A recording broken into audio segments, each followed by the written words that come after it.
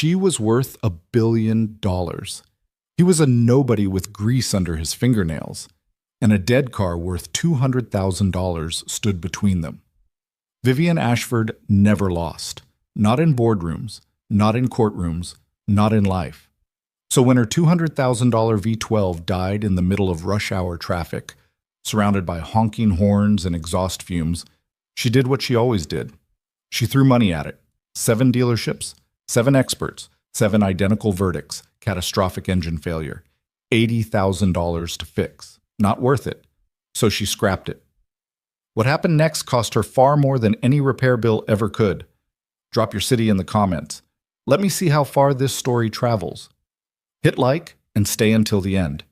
You won't regret it. The morning it happened, Vivian Ashford was already in a bad mood.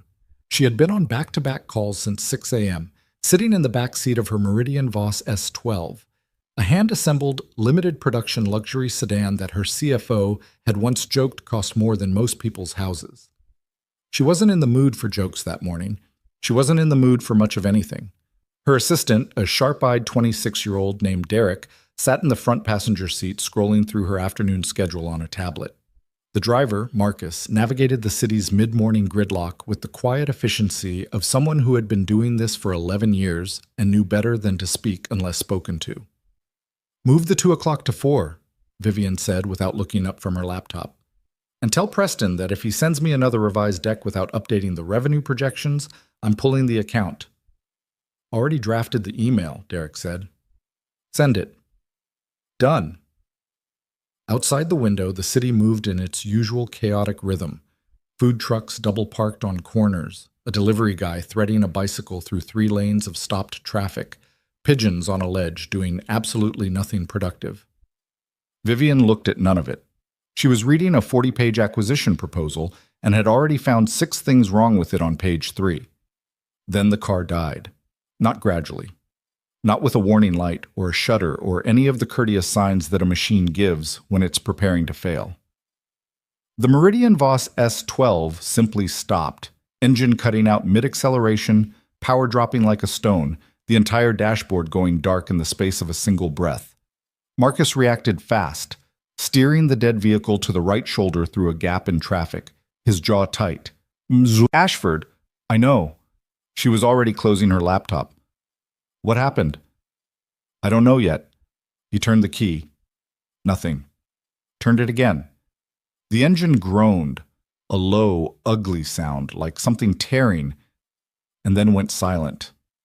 Traffic surged past them. Someone leaned on a horn.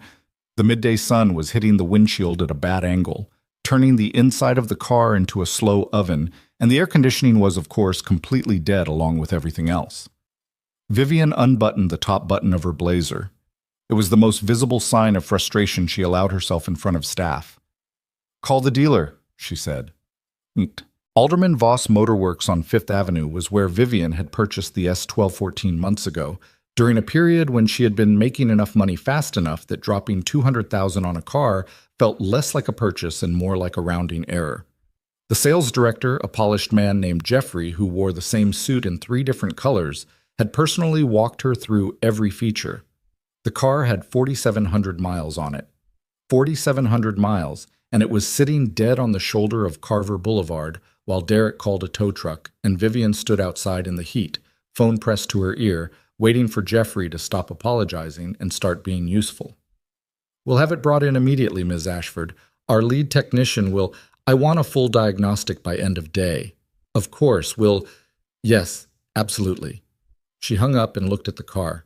It sat there like a very expensive paperweight, chrome trim catching the sun, tinted windows reflecting a distorted version of the street around it. 4,700 miles. She had owned winter coats longer. A cab pulled up. Derek had already arranged it. Vivian got in without looking back at the Meridian Voss. She had a 2 o'clock, now 4 o'clock, to prepare for. The diagnosis from Alderman Voss came in at 6:47 p.m. Vivian was at her desk on the 43rd floor of the Ashford Capitol building, the city spread out below her in the purple-gray of early evening when Jeffrey called personally. She took that as a bad sign. Sales directors didn't call personally with good news.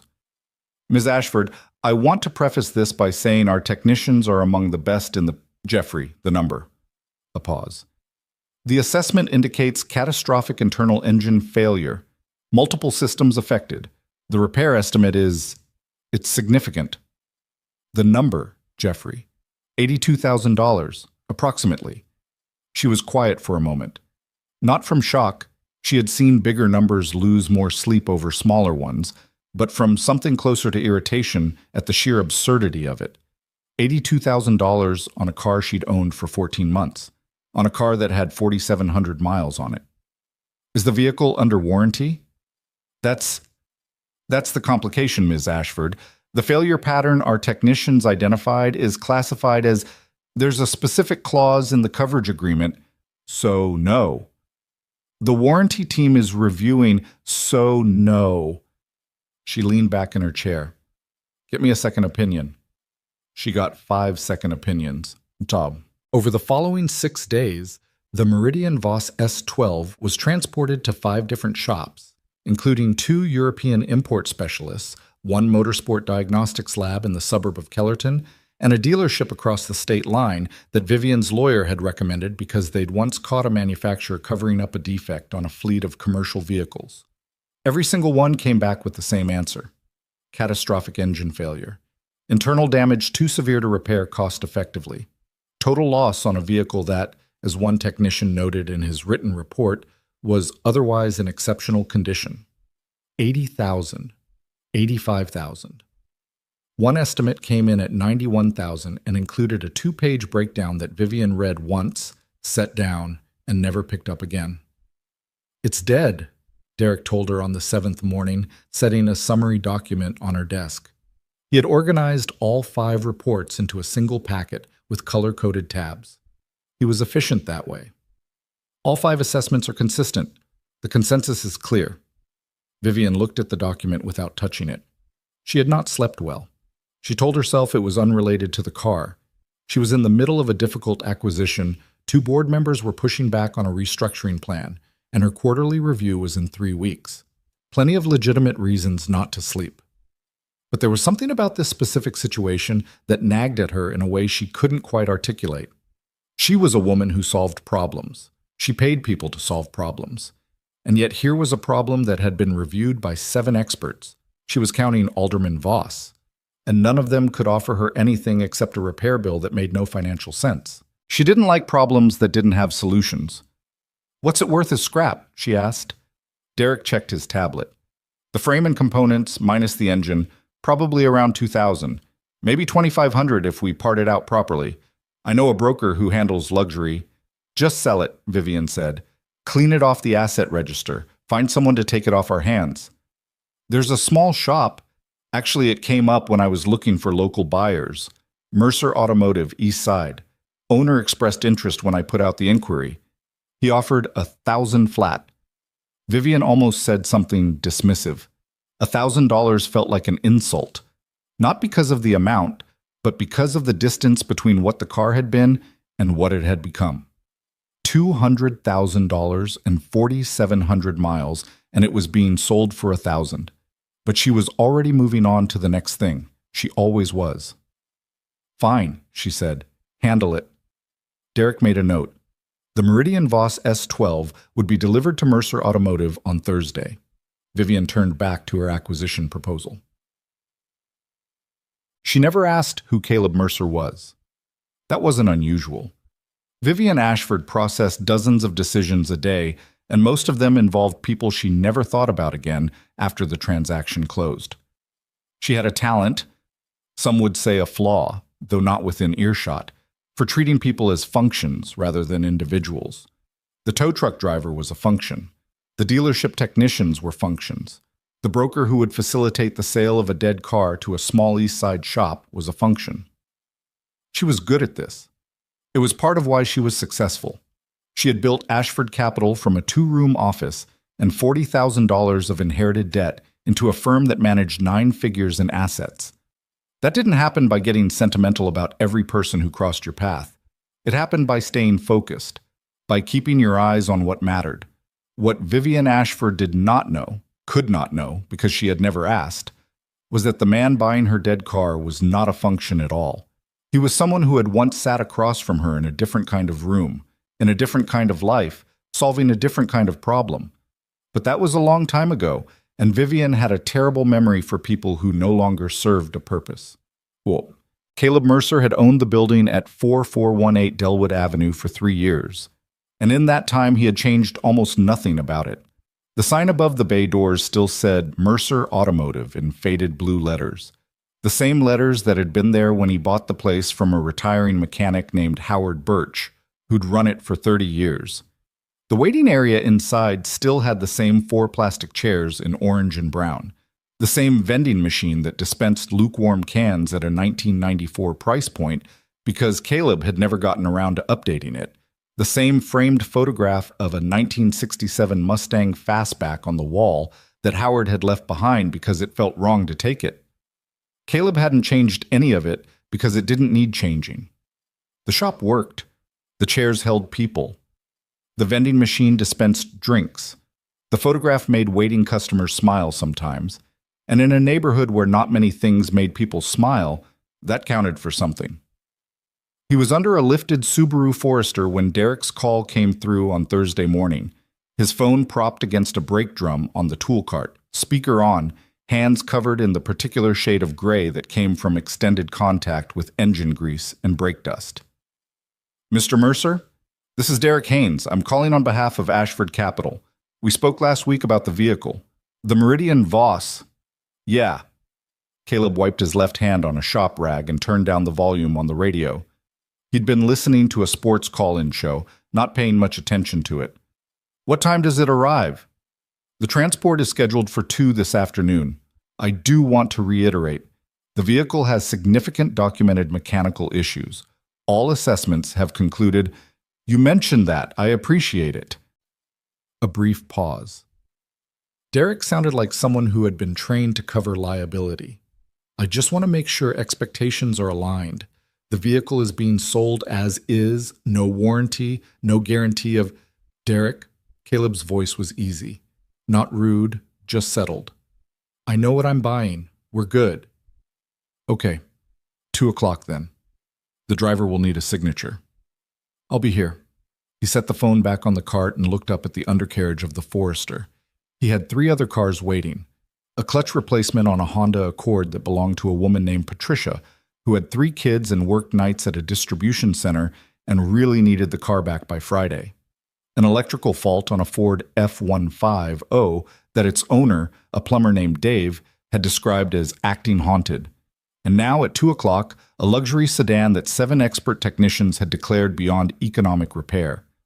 Caleb was already thinking about the Meridian Voss, not because of the money, though $1,000 was money, and he wasn't in the business of pretending otherwise. He was thinking about it because of what Derek had told him the first time they spoke, when Caleb had asked a few pointed questions about the failure mode. The car had died suddenly, no prior warning lights, no gradual decline. One moment it was running, the next it was completely dead. The engine would turn but not fire. Every diagnostic tool pointed to catastrophic internal failure, but the oil pressure readings were normal. There was no visible metal contamination in the fluid samples, and the external inspection showed no physical damage. 7 technicians had looked at those facts and reached for the biggest, most expensive answer. Caleb had a different instinct. He didn't say that to Derek. He didn't say it to anyone.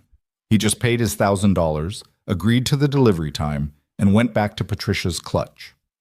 The flatbed arrived at 2:17 p.m. Caleb was outside waiting, a cup of coffee going cold in his hand, when the truck backed into the lot. He watched the driver operate the hydraulics, watched the Meridian Voss slide off the bed, and settle onto the concrete of his lot with the weighted finality of something that had given up on itself. It was a beautiful car. Even sitting dead and defeated, there was something architectural about it. The long hood, the low roofline, the particular shade of deep charcoal metallic that shifted between gray and blue depending on how the light hit it.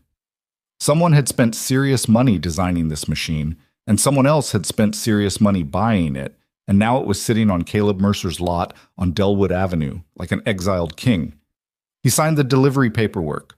The flatbed driver, A heavy-set man named Roy, who smelled strongly of fast food and had opinions about highway construction that he shared without much prompting, lingered for a minute after Caleb handed back the clipboard. "That's a Meridian Voss, isn't it?" Roy said, looking at the car. "It's a 12 V12 engine. What's wrong with it?" "That's what I'm going to find out." Roy looked skeptical in the uncomplicated way that certain people did when they encountered something they found unlikely. "Dealer said it was a total loss." "Dealers say a lot of things." Roy shrugged, got back in his truck, and left. Caleb stood in the lot alone with the car for a long moment. The afternoon was overcast, the kind of gray Ohio sky that couldn't decide between winter and spring, and somewhere down the block a dog was barking at something with committed intensity. He finished his coffee, set the cup on a stack of tires near the bay door. Then he pushed the Meridian Voss inside. "Wolfs." His daughter Emma got home from school at 3:45.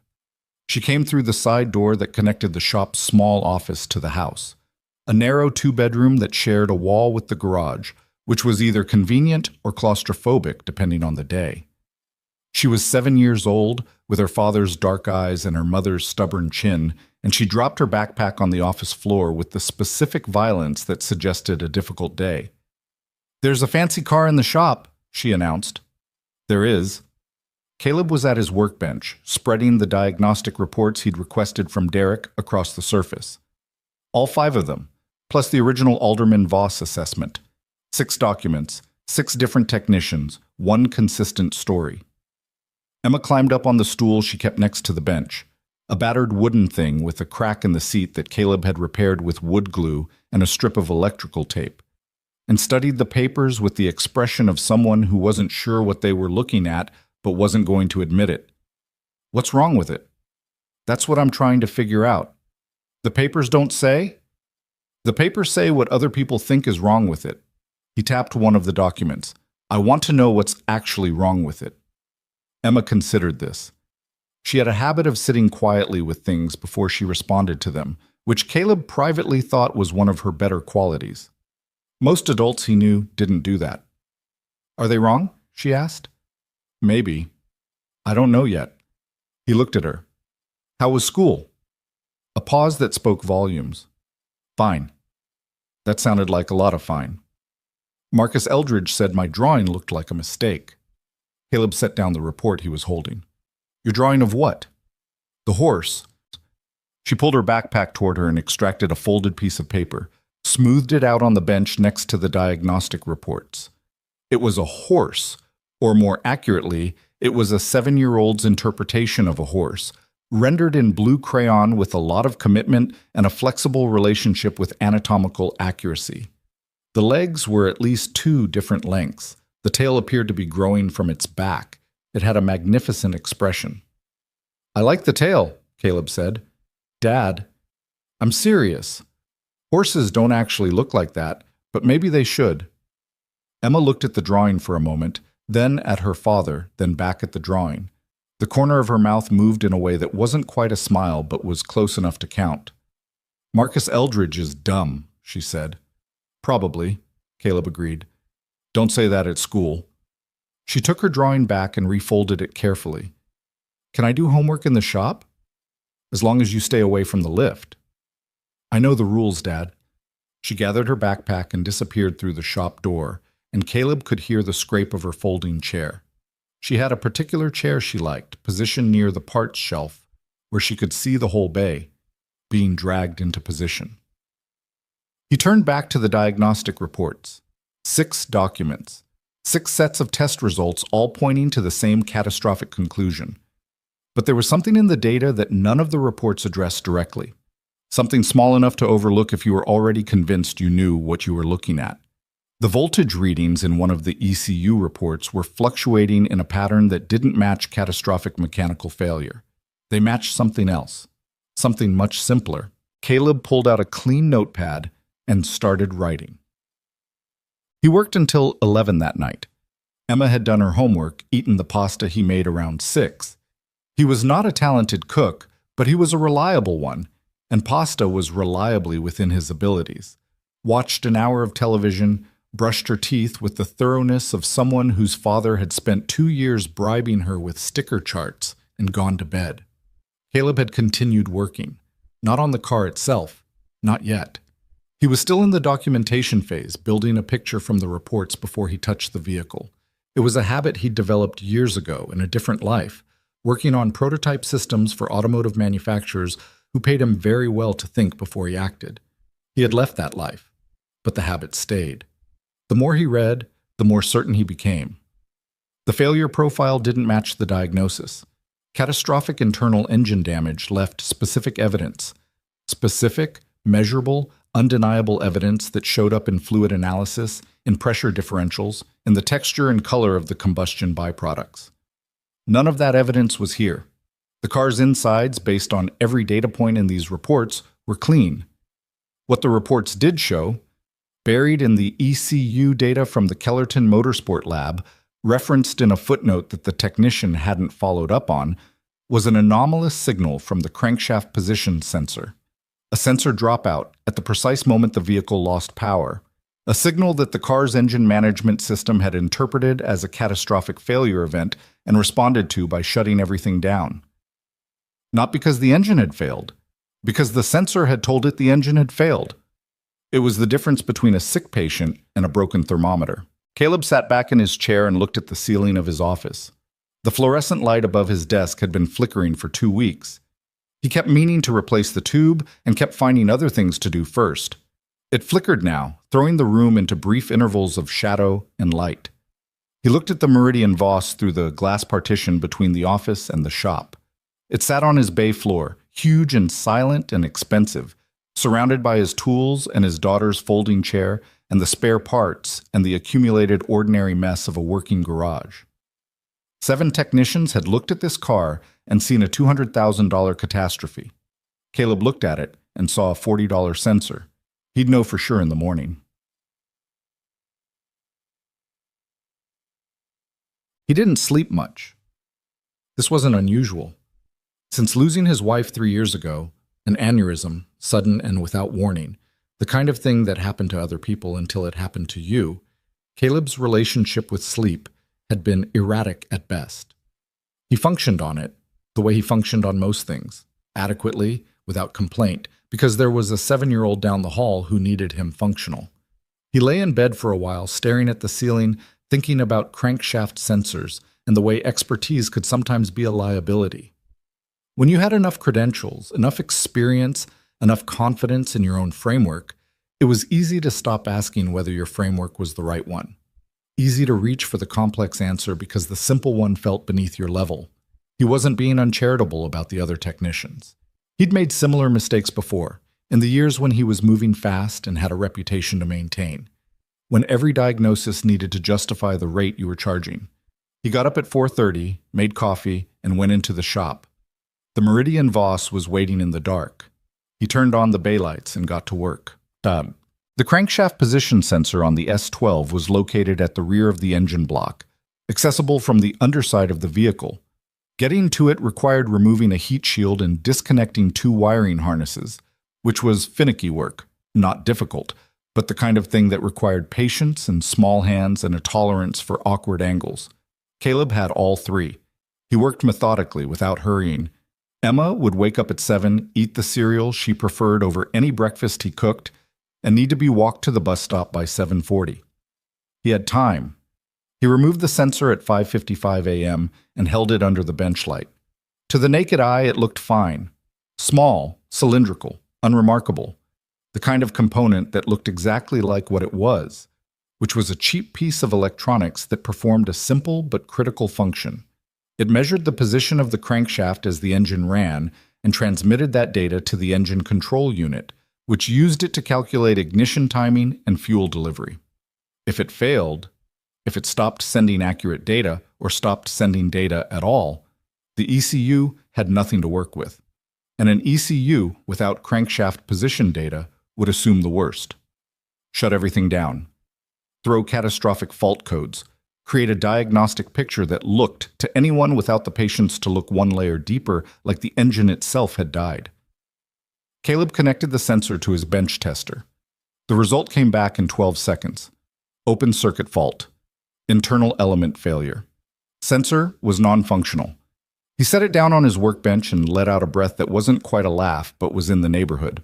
He went inside, ate a bowl of cereal standing at the kitchen counter, woke Emma at 6:30, and ordered the replacement sensor from an online parts supplier before Emma had finished brushing her teeth. The sensor was a standard spec component compatible with the S12's engine management system. It cost $43. Express shipping would get it there by tomorrow afternoon. Emma found out about the sensor over breakfast. She had a habit of asking about whatever was happening in the shop, because the shop was her primary window into the world, and she had inherited her father's need to understand how things worked. Caleb told her, briefly, what he'd found and what he was waiting for. She chewed her cereal and thought about it. So the car thought it was broken, she said. Basically, the sensor that tells the car what's happening stopped working, so the car's brain got bad information and shut everything down. Like when I thought I lost my library book, but it was just under my bed. Caleb considered this. That's actually a pretty good comparison. Emma looked pleased in the restrained way she got when she figured something out. So when the new part comes, you fix it and it works? If I'm right, yes. Are you right? He looked at her. Yeah, I think so. She nodded, accepting this, and went back to her cereal. The morning light was coming through the small kitchen window, and outside the neighbor's tabby cat was doing something industrious in the overgrown flower bed next to the fence. Emma watched the cat for a while. Dad? She said, not looking at him. Yeah. Who owned the car before? He hadn't told her the details. A company, some kind of investment firm, I think. Why didn't they fix it?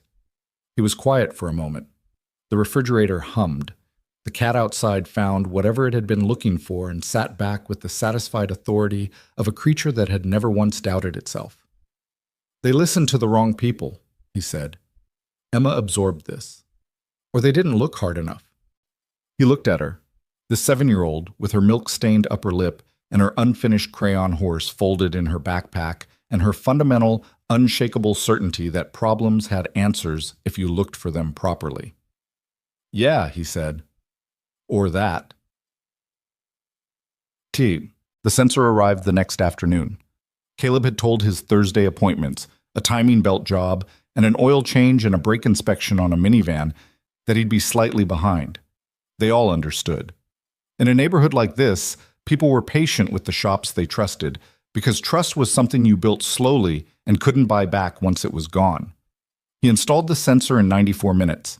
It should have taken 60, but the second wiring harness connector had a stuck retaining clip that required a specific tool and a specific angle that he had to figure out by feel in a space where he couldn't fully see what he was doing. He skinned a knuckle getting it loose. He said something under his breath that Emma, who was at school, was not present to hear and repeat later. At 3:22 p.m., with Patricia's Honda Accord finished and parked outside and Dave's F-150 waiting its turn and the afternoon light coming flat and gray through the bay doors, Caleb Mercer climbed into the driver's seat of the Meridian Voss S12 for the first time. The interior smelled of leather and that faint, specific scent of expensive material in a sealed space, warm and almost sweet, like a new book. The seat adjusted with smooth electric precision when he found the controls. The steering wheel was wrapped in something that cost more than his rent. He put his key adapter in the port, put his hand on the start button, and pushed. The V12 engine came alive, not tentatively, not with the hesitation of something uncertain about itself. It came alive the way a 12-cylinder engine was supposed to come alive. All at once, a deep and immediate and absolutely authoritative sound that filled the bay and vibrated in Caleb's chest and made absolutely clear that this machine had never been sick at all. He sat there for a moment, hands in his lap, listening to the engine run. It sounded perfect. He checked the instrument cluster. No fault codes. Oil pressure nominal, temperature climbing steadily toward operating range. Every reading exactly where it should be on a car with 4,700 miles on it, a car that had been examined by 7 different experts and declared a write-off. A car that had been sold for $1,000 to a small shop on the east side by a company that never even looked at who it was selling to. He revved it once.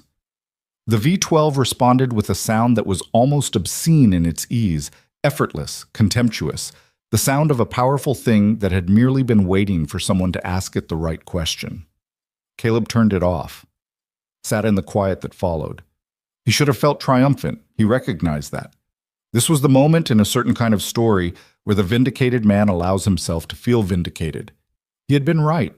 7 experts had been wrong. A car that was worth nothing 24 hours ago was now worth somewhere north of $200,000. What he actually felt was tired, not unhappy, not disappointed, just tired in the way that came from working on 4 hours of sleep and being alone with the weight of something and having nobody to immediately tell it to. He thought, briefly, about calling someone. He had colleagues he liked. He had neighbors he respected. He had his sister in Cleveland who would have been genuinely excited about this and asked him 17 follow-up questions. But it was the middle of a Thursday afternoon, and there was still a Ford F-150 with an electrical fault waiting in his lot, and Emma would be home in 32 minutes. He got out of the Meridian Voss, grabbed his shop rag, started putting his tools away. Outside, the gray sky had settled into something darker. It looked like rain. He thought about what he was going to do with the $200,000 car. He told Emma that night while she was doing math homework at the kitchen table, her pencil working through long multiplication with a focused ferocity that reminded him of her mother. "The car works," he said. She looked up. "You were right." "I was right." She went back to her homework, then stopped, looked up again with the particular expression that meant she was processing something that didn't quite fit her previous understanding of the world. "So it was worth nothing," she said slowly, "and now it's worth about $200,000. Emma stared at him for a long moment. She was 7, but she had grown up in a house where money was a real and concrete thing, not an abstraction, where the difference between a good month and a hard month was visible and specific. She understood what $200,000 meant in a way that a lot of 7-year-olds didn't. "Because of a $40 part," she said. $43. She looked back at her homework, looked at her pencil, looked back at her father. "Dad?" she said. "Yeah. That's kind of crazy." He sat down across from her. Outside, the rain he'd been expecting had started. A thin, steady Ohio rain that made the streetlight on the corner blur into soft amber halos. Emma's half-finished glass of milk sat next to her math book. The refrigerator hummed. The shop was quiet through the wall. "Yeah," he said. "It kind of is." Emma chewed her pencil eraser, a habit he'd been unsuccessfully trying to break for 2 years, and looked at the table. "What are you going to do with it?" He'd been thinking about that all afternoon. He had a number in his head already, an instinct about the right path forward. But he'd learned in the 3 years since his wife died not to make fast decisions with big numbers. You made fast decisions when you were moving fast and the momentum carried you. When you were standing still, you had time to be careful. "I'm going to think about it for a couple of days," he said. Emma nodded, returned to her multiplication, scratched out an answer, looked dissatisfied, tried again. The rain came down outside. Caleb sat there for a while, not reading anything, not looking at his phone, just sitting at the table while his daughter did her homework in the amber light of their small kitchen. It wasn't a perfect life. It had a lot of rough edges and empty spaces and days when the rough edges were all you could feel, but it was his and hers, and there was something in the steadiness of it, the homework, and the milk, and the rain, and the shop through the wall, that he had learned painfully and slowly to recognize as enough. More than enough some evenings. He got up to start dinner. The rain lasted 3 days. It came down in that particular Ohio way, not dramatic, not stormy, just persistent and gray and indifferent, the kind of weather that didn't ask permission before settling in. The streets outside Mercer Automotive turned dark and reflective, and the puddle that always formed near the mouth of the driveway grew into something wide enough that customers had started stepping around it with the resigned familiarity of people who had given up expecting it to be fixed. Caleb had been meaning to patch that low spot in the asphalt for 8 months. He kept adding it to a mental list of things that needed doing, and the list kept growing faster than he could work through it. The Meridian Voss sat in the second bay, untouched, while he worked through the rest of the week's appointments. He told himself he was thinking. In practice, thinking and working were the same thing for him. He processed best when his hands were occupied, when there was a concrete problem in front of him with a known solution and a clear finish line. The philosophical questions worked themselves out in the background while he replaced brake pads and diagnosed misfires, and listened to Dave the plumber explain at considerable length why he believed his F-150's electrical problems were caused by a cell tower that had been installed 2 blocks from his house. "I'm not saying it's definitely the tower," Dave clarified, leaning against the bay door with his arms crossed and the expression of a man who absolutely believed it was definitely the tower. "I'm just saying the timing is suspicious." "The timing," Caleb said from under the hood, "is that your positive battery cable has been corroding for about 18 months and finally got bad enough to cause intermittent faults." A pause. "Could still be the tower." "It could not be the tower." Dave watched him work for a moment. He was a big man, broad through the shoulders, with the permanent squint of someone who spent a lot of time outdoors assessing pipe situations. He and Caleb had developed the kind of easy rapport that formed between people who saw each other regularly around a specific practical problem and found they didn't actively dislike each other. "What's the fancy car?" Dave asked, tilting his head toward the second bay. "Customer vehicle." "That's a Meridian Voss." "Yeah. Those are like 200 grand. "Around there." Dave looked at it, looked back at Caleb. "What's wrong with it?" "Nothing anymore." The way Dave processed this, the slight furrow, the recalibration, the glance back at the car, told Caleb he was going to ask a follow-up question. And Caleb wasn't in the mood to explain the whole situation while he was trying to finish a battery cable replacement before 3 o'clock. He handed Dave the corroded cable section, let him examine the green-white oxidation on the terminal end, and watched the man's theory about cell towers quietly dissolve in the face of physical evidence. "Huh," Dave said. "Yeah. How much for the cable?" "Parts and labor, 140. Dave nodded.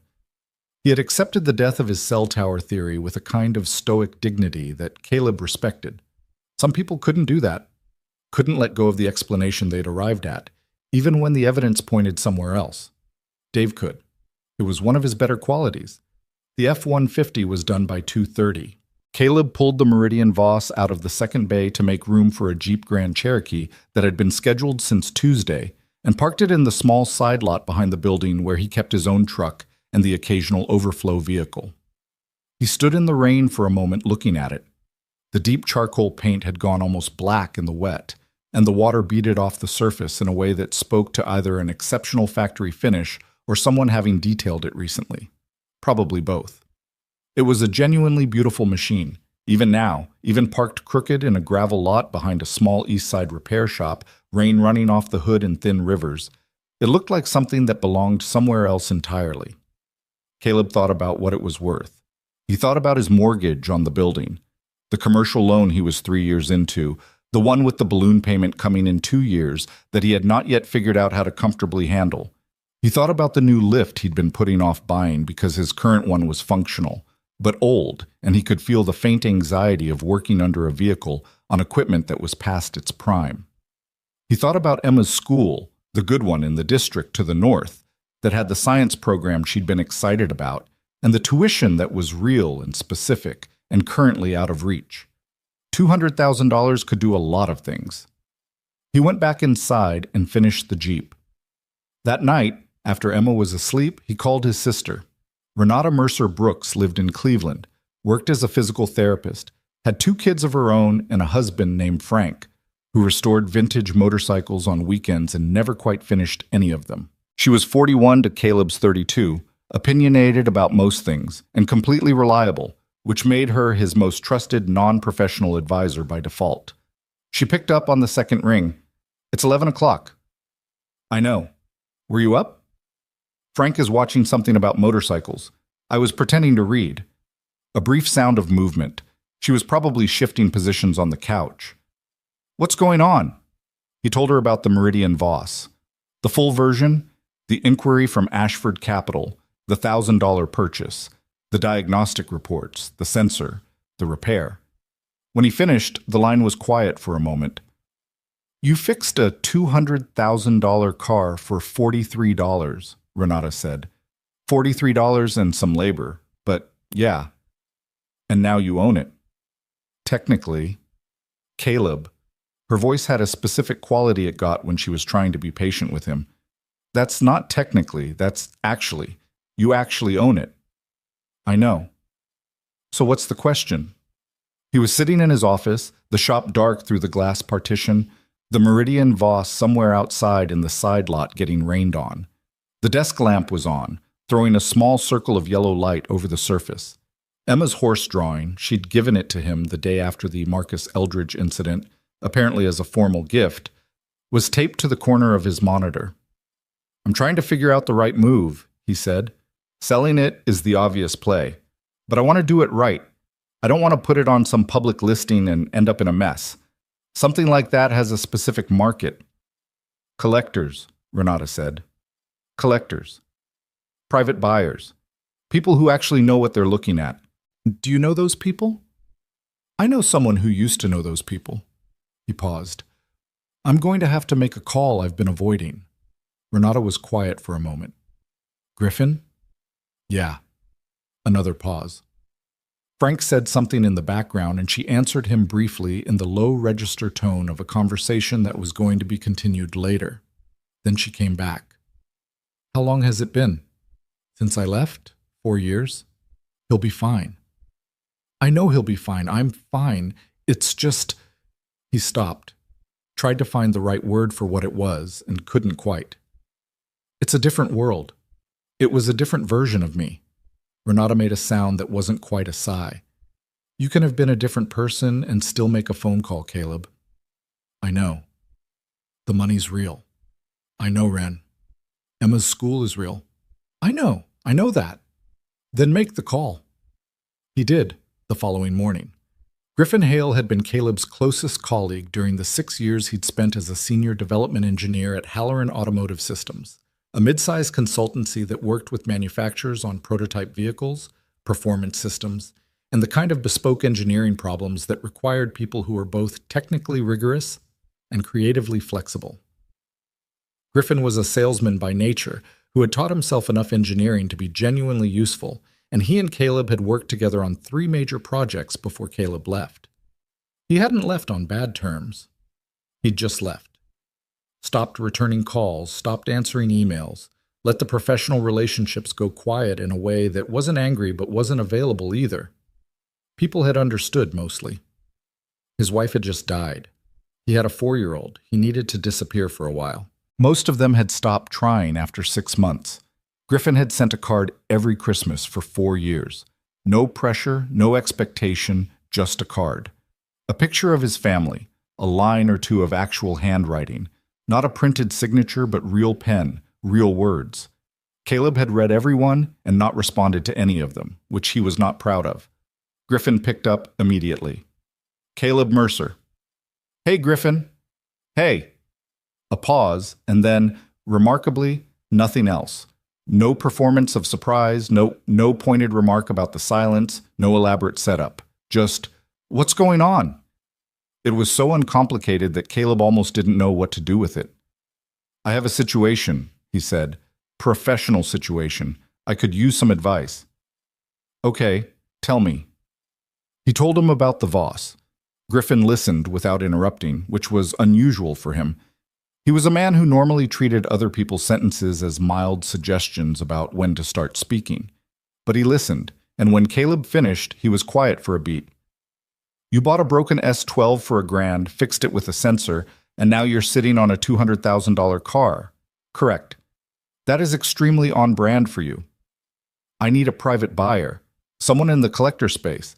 I don't want to do this through a public channel. No, you do not want to do this through a public channel. Griffin's voice had shifted into the register it went to when he was actually thinking rather than talking. I know a guy. Reeves. Arthur Reeves.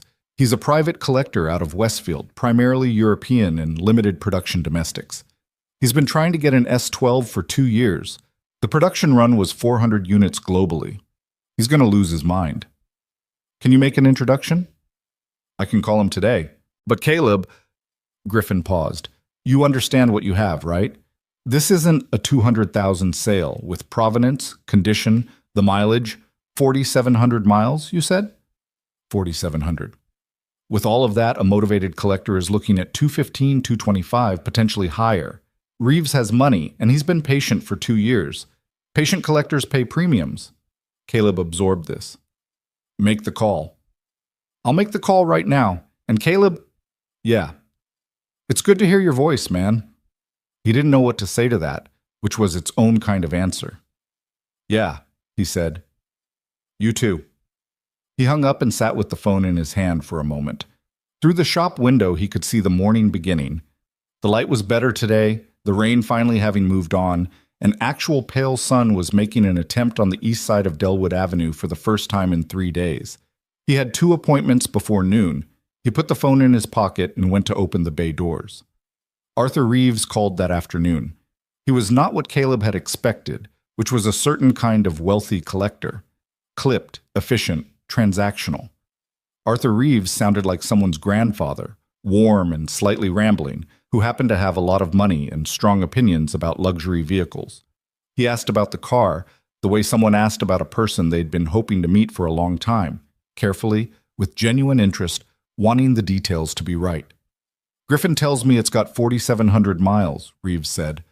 4,742, as of this morning. And the engine? You repaired it yourself? I did. What was the fault? Caleb told him.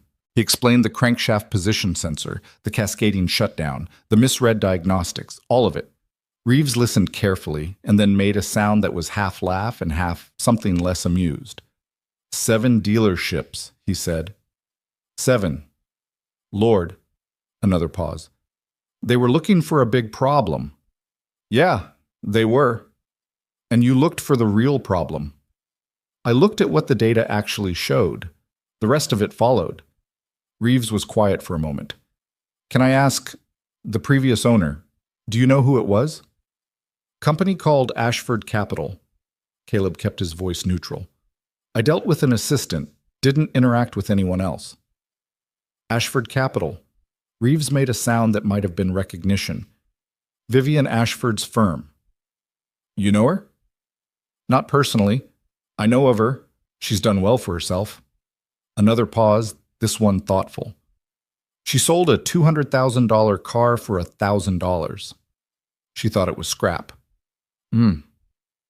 Reeves sounded like a man who was drawing conclusions about the kind of person who made that kind of decision, and the conclusions were not entirely flattering. Well, her loss, quite literally. I'd like to see the vehicle. Are you available Thursday? Thursday works. I'll drive down myself. I don't like having other people look at things for me. Caleb respected that. I'll have it ready. Arthur Reeves arrived on Thursday at 11 in the morning in a 15-year-old Volvo that had been maintained with obvious and loving care. He was 73 years old, short, wearing a canvas jacket with paint on the left sleeve, and he walked around the Meridian Voss 3 times without saying anything before crouching down to look at the rocker panel on the passenger side. He was not what Caleb would have cast as a private collector, with the resources to spend over $200,000 on a single vehicle.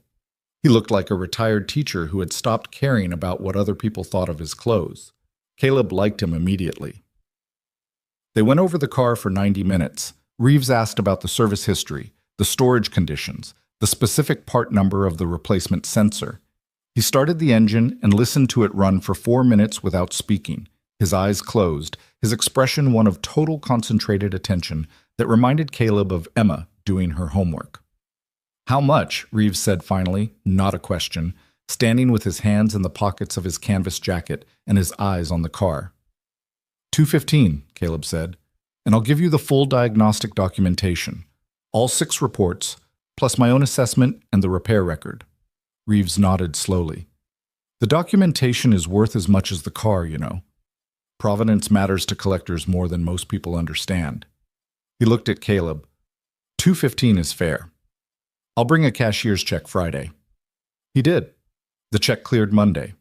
$215,000 minus the $1,000 he'd paid for the car, minus $43 in parts. minus the Griffin Hale phone call that had cost him nothing except 4 years of unaddressed guilt, which was its own kind of accounting. Caleb deposited the check and then sat in his truck in the bank parking lot for 10 minutes doing absolutely nothing. He was not someone who was comfortable with large sums of money. That was maybe strange given his history. He had earned well during his years at Halloran, had lived in a house with a 2-car garage and a lawn that someone else maintained and all the other accessories of a life that was working the way it was supposed to. But that money had always felt like it belonged to that version of his life. And when that version ended, the money had gone with it, absorbed into hospital expenses and grief and the practical costs of starting over alone with a 4-year-old. This money felt different.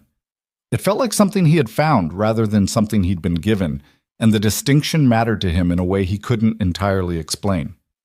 He sat in the parking lot and thought about what to do. He called Renata that night. She answered on the first ring, which meant she'd been waiting for it. "It went through," he said. "I know, you texted me." "I know I texted you. I wanted to say it out loud." A pause that contained something warm. "Say it then." $215,000, he said, minus the $1,000 and the $43. $213,957, Renata said immediately. "Were you just sitting there doing that math?" "I've been doing that math for 4 days. Frank did it too." She paused. "What are you going to do?" He had spent the week thinking about it. Not obsessively. He still had a business to run, appointments to keep, a daughter to feed and transport and help with long multiplication. But underneath everything else, the question had been working on him. He had arrived at an answer, or most of one, and he wanted to say it out loud to someone who would tell him honestly if it was wrong. "The building first," he said. Renata was quiet, listening. "I've got 2 years left on the commercial loan. The balloon payment is coming and I've been nervous about it. If I pay it down now, not off, but down significantly, I change the math on the next 2 years. The shop becomes stable. Not just functional, stable." He paused. "Emma's school. The one with the science program she's been interested in. Applications are open until March." "That's $40,000, Caleb." "I know. A year. I know what it costs. I'm not saying don't do it. I'm saying, do you know what you're committing to?" "Yeah." He looked at Emma's horse drawing, still taped to his monitor. She had given him a second drawing this week, a dog this time, rendered with the same confident inaccuracy that characterized her artistic vision. The dog had 3 clearly visible legs and what appeared to be a hat. "I know exactly what I'm committing to." Renata exhaled. "Okay, what else?" "New lift. The one I have is 12 years old and I've been working under it with my fingers crossed for about 18 months. "Caleb." "I know. You've been working under a 12-year-old lift with your fingers crossed. It passed inspection. Barely, I assume." The word barely wasn't used, but it was present in spirit. He leaned back in his chair. "New lift is about $25,000 installed. That makes the shop safer and the work faster. It's an operational improvement, not a luxury." "And the rest?" He hadn't fully decided on the rest. That was the part that felt less clear, more like standing at the edge of something than stepping forward on solid ground. The mortgage paydown, Emma's school, the lift. Those were decisions that had already been made in some prior part of himself, waiting for the circumstances to allow them. The remainder was a different kind of question. "I don't know yet," he said honestly. "That's okay. I'm not going to do anything fast." "Also okay. The shop needs some work. There are things I've been putting off that—" "Caleb," Renata said, and her voice had changed. Not impatient, not instructive, just direct in the way she was when she had something to say that wasn't advice. "You don't have to justify every dollar to me. It's your money. You figured it out. You did the work." He was quiet. "I just want to know you're okay," she said. "I'm okay." "Are you actually okay, or are you performing being okay?" He thought about that honestly, the way she always made him think about things honestly, whether he wanted to or not. The parking lot earlier, sitting in his truck doing nothing. The strange, suspended quality of the past week, moving through his regular days with this extraordinary thing happening underneath them, untouched and unannounced. "I'm something," he said. I don't know if okay is exactly right. What is it? He looked around his office, the desk, the filing cabinet, the glass partition into the dark shop, the corkboard with its pinned invoices and business cards, and the photo he'd put up of Emma at 6 years old sitting on the hood of a customer's Jeep with a wrench she couldn't actually use and the expression of someone who absolutely thought she could. Relieved, he said. I think I'm relieved. Renata didn't say anything for a moment. That's enough, she said finally. Relieved is enough. He made the mortgage payment that week. He called Emma's new school the following Monday. The admissions coordinator, a woman named Patricia, a different Patricia than the one with the Honda Accord, he noted with the small amusement of someone whose neighborhood contained a statistically improbable number of Patricias, walked him through the application process with warmth and efficiency, and didn't once make him feel like the question of tuition was something he should be embarrassed about. The spring semester applications close March 15th, she said, but we have a few open spots in the second grade cohort. If Emma is as interested in the science program as you're describing, she should do really well here. She talks about it a lot, Caleb said. That's good. That's what we want. Kids who are actually curious, not just kids whose parents think they should be curious. A brief pause. Two very different things, unfortunately. Yeah, Caleb said. I know what you mean. He didn't tell Emma about the school right away. He sat with it for a few days, waiting for the right moment. Not strategically, not because he was managing information, but because the right moment with Emma wasn't always the obvious one. She had a way of receiving important news that required a specific kind of stillness in the surrounding environment, a low-pressure atmospheric condition that couldn't be forced. He found it on a Sunday afternoon. They were at the kitchen table. Emma was not doing homework.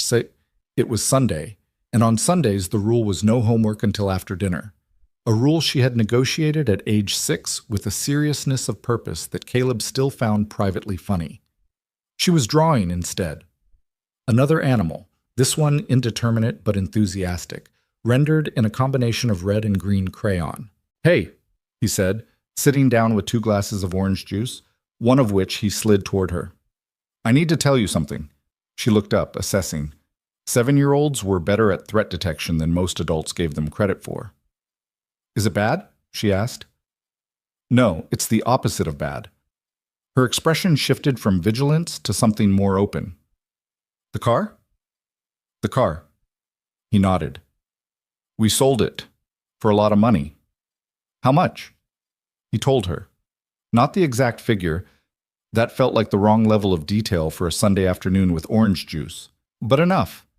Enough to see her face do the quiet processing thing it did.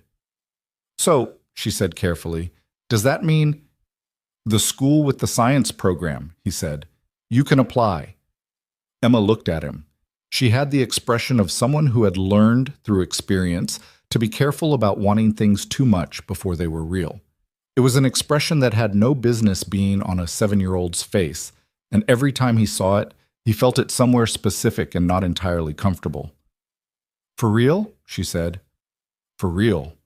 The expression changed. Not explosively. Emma didn't do explosive. She wasn't built that way. But the guard came down, and underneath it was something uncomplicated and clean, the face she made when something good was allowed to be just good. Okay, she said, quietly, like she was accepting something she'd been holding at arm's length. Okay, he agreed. She went back to her drawing. The animal, whatever it was, acquired a tail of impressive length. Caleb drank his orange juice and looked out the kitchen window at the thin March light coming through the neighbor's elm tree. He had paid for safety in the shop. He had paid for his daughter's future. He had cleared the weight that had been sitting on the commercial mortgage for 2 years. He had done all the practical, correct things that needed doing, and they had settled into place with the quiet solidity of things that were real. What he had not done, had not yet allowed himself to think too much about, was the other thing. The thing that had been at the edge of his awareness since the morning Arthur Reeves drove away in the Meridian Voss, with the contentment of a man who had been patient for 2 years and finally been rewarded for it. He had not thought about the woman who had thrown the car away. He had not thought about Vivian Ashford, but Vivian Ashford, it turned out, had been thinking about him. Derek's name appeared in Caleb's email inbox on a Wednesday morning in late March, 2 weeks after the sale had closed and the check had cleared and the new lift had been ordered from the supplier in Columbus. The subject line was follow-up/Mercer Automotive. Caleb read it standing at his workbench, a cup of coffee in his other hand, with the expression of someone encountering an unexpected variable in an otherwise settled equation. The email was professional and relatively brief. Derek introduced himself again, formally this time, as though their prior transaction required reestablishing, and explained that he was reaching out at the direction of Ms. Ashford, who had recently become aware of the outcome of the vehicle sale. Ms. Ashford wished to arrange a conversation, if Mr. Mercer was amenable, at a time of his choosing. That was all. No details about why. No indication of what kind of conversation, just a politely worded request from a billionaire's assistant to a mechanic on the east side of the city. Caleb read it twice. He set his coffee down. He looked through the glass partition at the shop, where a Nissan Altima with an exhaust leak was waiting for him. He looked at the email again. He thought about not responding. The transaction was complete. The money was his. There was nothing legally or practically unresolved. Vivian Ashford wanted to talk to him, and he was under no obligation to make himself available for that. He also thought about the reports, all 6 of them, stacked on his workbench that first Thursday night while Emma drew at the kitchen table. 7 experts. 1 wrong answer, repeated until it became the only answer. He thought about the sensor, $43, sitting in a plastic bag in his parts drawer. He had not thrown it away. He wasn't entirely sure why. It was a failed component from a repaired vehicle, sir. The normal thing was to discard it. But he'd put it in a bag and put it in the drawer and left it there. And now that he thought about it, he realized he'd known somewhere in the back of his mind that the story wasn't finished yet.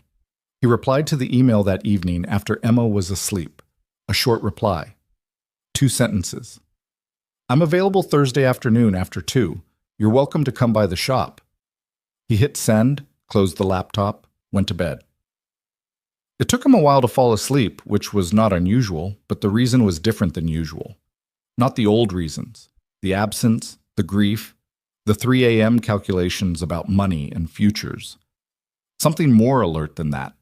Something that felt less like dread and more like the particular watchfulness of a person who knows that the next conversation is going to require more from them than they've had to give in a long time. He lay in the dark and thought about what Vivian Ashford wanted to say to him. He thought about what she might look like, walking through the bay doors of Mercer Automotive. He thought about the sensor in the drawer. Outside, the street was quiet in the specific way of late week, late night, the city having worn itself down to its minimum operating level, just the occasional distant car, and the sound of the wind coming off the lake. Through the wall, the new lift, which had arrived Monday and been installed Tuesday by a crew from Columbus, and was still 3 days later something he caught himself looking at with the mild pleasure of a man who had solved a problem he'd been ignoring too long, sat silent and clean and ready in the second bay. He thought about Thursday. He closed his eyes. Thursday arrived the way most significant days did, without announcement, wearing the ordinary clothes of a regular morning. Caleb was under a Toyota Camry at 8:15 when his phone buzzed on the tool cart. He ignored it. He was in the middle of tracing a brake line, and losing his place would cost him 10 minutes he didn't have. The phone buzzed again. He ignored that too. By 9 o'clock, he had finished the Camry, written up the invoice, and called the owner, a retired postal worker named Gerald, who always answered on the first ring and always said, "Go ahead," instead of "hello," as if expecting a dispatch, to let him know the car was ready. Then he checked his phone. 2 texts from Derek. The first said that Ms. Ashford would be arriving closer to 2:30, if that still worked. The second, sent 11 minutes later, said that Ms. Ashford was bringing a colleague and hoped that was acceptable. Caleb read both texts, typed, "That's fine," and set the phone back on the cart. He spent the rest of the morning doing the work in front of him and trying not to think about the work ahead of him. It was a discipline he'd developed out of necessity. The ability to be fully present in the immediate task, because the alternative was being fully present in anxiety, which was less productive and harder on the body. He had learned it the hard way, in the first year after his wife died, when every ordinary moment had been haunted by something just off to the side of it, and functioning had required a kind of deliberate narrowness of focus that had eventually, gradually, become habit. He ate lunch at 12:30. a sandwich from the place 2 blocks down that did a decent Italian beef, which he ate standing at his workbench looking at the day's appointment sheet. One more car before 2, a Chevy Malibu with a transmission concern that the owner had described over the phone as kind of slipping but not like all the way slipping, which told Caleb enough to form a working hypothesis, but not enough to guarantee it. He finished the Malibu at 150, moved it to the lot, washed his hands for longer than strictly necessary, which he recognized as preparation behavior, the kind of thing you did when you were trying to feel ready, and cleanliness was the only available variable. He put on a different shirt. It was a work shirt, not a nice shirt. He didn't own many shirts that qualified as nice in the conventional sense, but it was clean and ungrimed, and that felt like enough. At 2:20, he made a fresh pot of coffee, mostly because he needed something to do with his hands. At 2:34, a black SUV pulled into the lot on Delwood Avenue. It was the kind of vehicle that announced a certain kind of person before anyone got out of it. Large, recent model, tinted windows, the particular anonymity of expensive discretion. It parked with the nose pointing out, which was a habit Caleb associated with people who needed to leave quickly. He was standing in the mouth of the open bay when the doors opened. Derek got out first. Caleb recognized him from the composite image he'd formed from their phone and email interactions. Young, sharp-looking, the kind of person who was always slightly ahead of the next thing. He was wearing a charcoal blazer over an open collar and carrying a leather portfolio that probably contained something he didn't actually need to have written down. Then Vivian Ashford got out of the car. Caleb had not let himself build a specific picture of her. He'd resisted the easy search. Her name was prominent enough that 15 seconds with a browser would have given him a face, a biography, a Forbes profile with a headshot. He'd deliberately not done it, in the same way he'd deliberately not formed strong opinions about the car before he looked at it himself. He didn't want other people's images before he had his own. She was 40. He knew that from the business coverage Derek had referenced in their first exchange, but 40 looked different on different people, and on Vivian Ashford, it looked like someone who had been moving fast for 20 years and had the energy to prove it. She was average height, composed in the specific way that people were composed when composure was a professional tool, dressed in a dark coat over what looked like a gray blazer. Her hair was dark, pulled back. She wore no visible jewelry except for a watch on her left wrist. She looked at the shop first, not at Caleb, at the building, the sign, the bays, the lot. The assessment was brief but real, the practiced scan of someone who took in environments quickly as a professional habit. Then she looked at him. "Mr. Mercer," she said, walking toward him across the lot with the directness of someone who didn't meander. "I'm Vivian Ashford. Thank you for agreeing to meet." "Sure." He shook her hand. Her grip was firm without being performative. "Come on in." He held the bay door.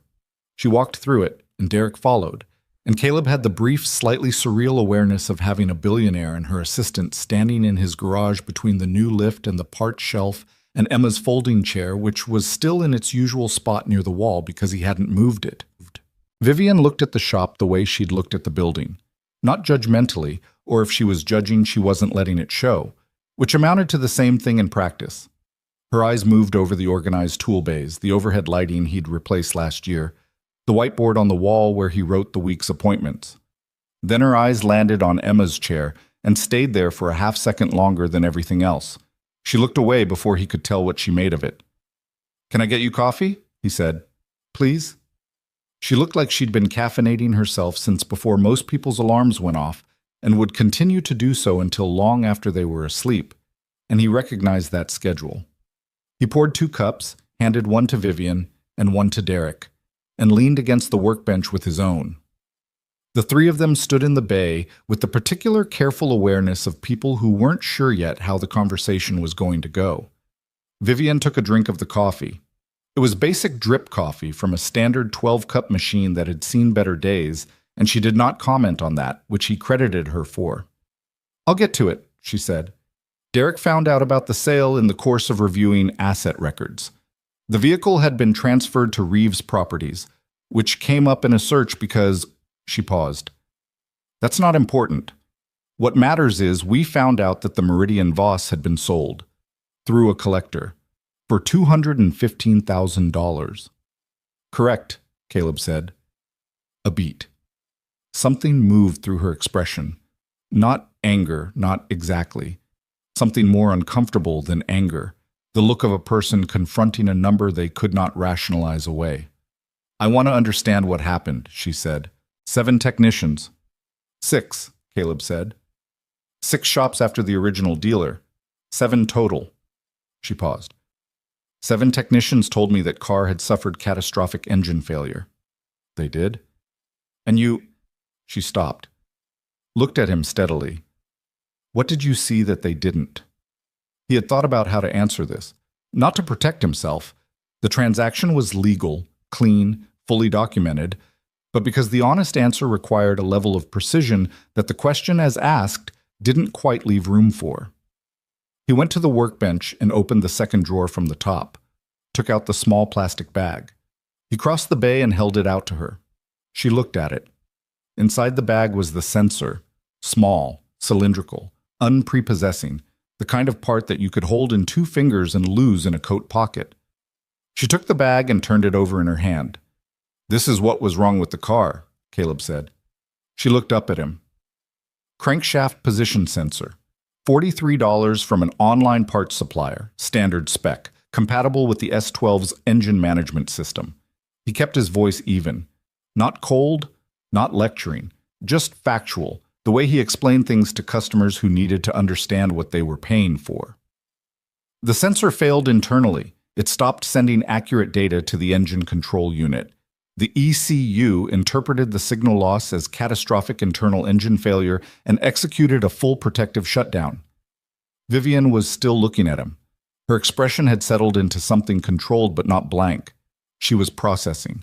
The engine itself, he continued, was fine. 4,700 miles, fully intact, no internal damage. All of the evidence was there in the diagnostic data. The oil pressure readings were normal. The fluid samples were clean. There was no metal contamination. Any of those technicians could have found it if they'd gone 1 layer deeper instead of accepting the fault codes at face value. But they didn't, she said. No. She looked down at the sensor in the bag. Why not? It was the right question, the one that mattered. He took a breath. A few reasons, probably. The vehicle is a limited production European luxury sedan. The repair estimate they could generate from catastrophic engine failure, $80,000, $90,000, justified the time and expertise required to diagnose it. A sensor diagnostic required the same time and generated a $43 part number. He paused. People tend to find what they're looking for. If you go into a diagnosis expecting expensive, you find expensive. Vivian set the bag down on his workbench. She looked at it for a moment longer, then looked at him. You went in expecting something different, she said. I went in not expecting anything. I looked at what the data actually showed. A silence settled in the bay. Derek was taking notes in the leather portfolio in the way of someone who had been doing that job long enough to know when to be invisible, and he was being very invisible right now. Vivian picked up her coffee, held it without drinking. I dismissed you, she said. It wasn't an apology. Not yet. It was an acknowledgement, stated with the flatness of someone who was making themselves say a true thing. You dismissed the car, Caleb said. I was just the person who bought it. That's generous. It's accurate. She looked at him with the direct attention of someone who wasn't used to being corrected without irritation and was noticing the absence of irritation. Derek tells me you used to work in automotive engineering, Halloran Systems. Caleb kept his expression neutral. He hadn't offered that information, which meant Derek had done some background research between the email and Thursday. For a while. Senior development engineer. That's right. That's not a small shop career, she said. The observation was careful, not cruel. No, he agreed. It's not. She waited, leaving room for an explanation. He didn't fill it, and she was smart enough not to push. Some people telegraphed that they didn't want to elaborate on something, and some people said it outright, and Caleb was doing the former, and she read it correctly. The reason I wanted to meet, she said, shifting course with the practiced smoothness of someone who redirected conversations for a living, isn't just about understanding what happened. I want to talk about what happens next. What happens next for who? For you. She set the coffee down. I have a fleet of 43 vehicles, executive vehicles primarily, sedans, a few SUVs, high-end manufacturers, complex systems, the kind of equipment that requires someone who actually knows what they're doing. Currently managed by two separate dealers under service contracts that cost me significantly more than they should and deliver inconsistent results. Caleb watched her. I'd like to offer you a contract to manage the fleet. Full service, maintenance scheduling, diagnostics, oversight of any specialized repairs. The compensation is... She named a number that was real and specific and reflected someone who had done actual research into what the work was worth, not what she could get away with paying. He absorbed it without reacting. That's the formal version, she added. The informal version is, you found something that 7 other qualified people missed, and I want that kind of attention working for me instead of costing me. The bay was quiet. From outside, faintly, the sound of Delwood Avenue doing its afternoon thing. A truck downshifting at the light, someone's music from a passing car. Caleb looked at the sensor on the workbench, then at Vivian. Can I ask you something? He said. Yes. When Derek told you the car had been sold, what was your first reaction? Something shifted in her face. Not dramatically. She wasn't a person who did dramatic, but something moved through her expression, a brief unguarded thing, before the composure came back. Anger, she said, not without effort. At myself. Not at me. You didn't do anything wrong. A pause. I did. He let that sit. You sold a car you believed was worthless, he said. Legally, cleanly, with full disclosure. I bought it knowing exactly the terms. There's nothing in that sequence that obligates you to feel anything. No, she said, but I do. She looked at him with the kind of directness that felt earned rather than performed. I made a decision about that car based on what 7 people told me without ever considering whether they might be wrong. And before that, I made a decision about the buyer based on... She stopped. Her jaw tightened slightly. Based on the size of the shop and the offer price, I assumed that told me something definitive about the person. Caleb was quiet. It didn't, she said. He looked at her for a long moment. She held it without flinching, which he respected. A lot of people flinched when you really looked at them after they'd admitted something. No, he said. It didn't. She nodded, looked at the floor briefly, then back up. The contract offer is genuine, not a gesture. I'm not trying to buy something here. She said it with the slight awkwardness of someone who had anticipated that interpretation and was uncertain how to preempt it without sounding defensive. I'm making a business decision that makes sense. It does make sense, he said, as a business decision. She caught the qualification. But? He picked up the sensor bag and turned it over once in his hand, put it back on the workbench. I need to think about it, he said. Something moved in her expression. Surprise, briefly, then something that recalibrated. She was not, he suspected, someone who heard that answer often. Of course, she said. It's not a no. I understand. I'll let you know by the end of next week. She nodded. There was a quality to the nod, a small adjustment in the set of her shoulders, something that looked like the physical equivalent of revising an expectation. That's fine. Derek was already closing the portfolio with the quiet efficiency of someone wrapping up. But Vivian didn't move immediately. She was looking at the shop again. This time, not at the equipment or the layout. She was looking at Emma's folding chair. You have a daughter, she said. It wasn't a question. She'd either inferred it from the small evidence of the chair and the horse drawing on the office monitor, or Derek had found it in whatever research he'd done. Emma, he said. 7. Does she come here after school? Every day. Vivian looked at the chair for another moment. Something moved through her face that he couldn't entirely identify. Not sentiment, not pity, something more complicated and less comfortable than either. I'll let you know, he said again. A gentle redirect. She took it. Thank you for your time, Mr. Mercer. Caleb, he said, without quite knowing why. She paused. A small thing, 1 second maybe. Caleb. She walked out through the bay door. Derek followed, exchanging a brief professional nod with Caleb on the way. The black SUV started up and pulled out of the lot and turned north on Delwood. And then it was just Caleb standing in the mouth of the bay with his cold coffee and the sound of the afternoon and the sensor in its plastic bag on the workbench behind him. He stood there for a while. Then he called Griffin. Griffin picked up on the third ring, mid-sentence with someone else, and said 1 second, in the vague way of someone who did 17 things simultaneously and considered this a personality trait rather than a liability. A door closed. Then, talk to me.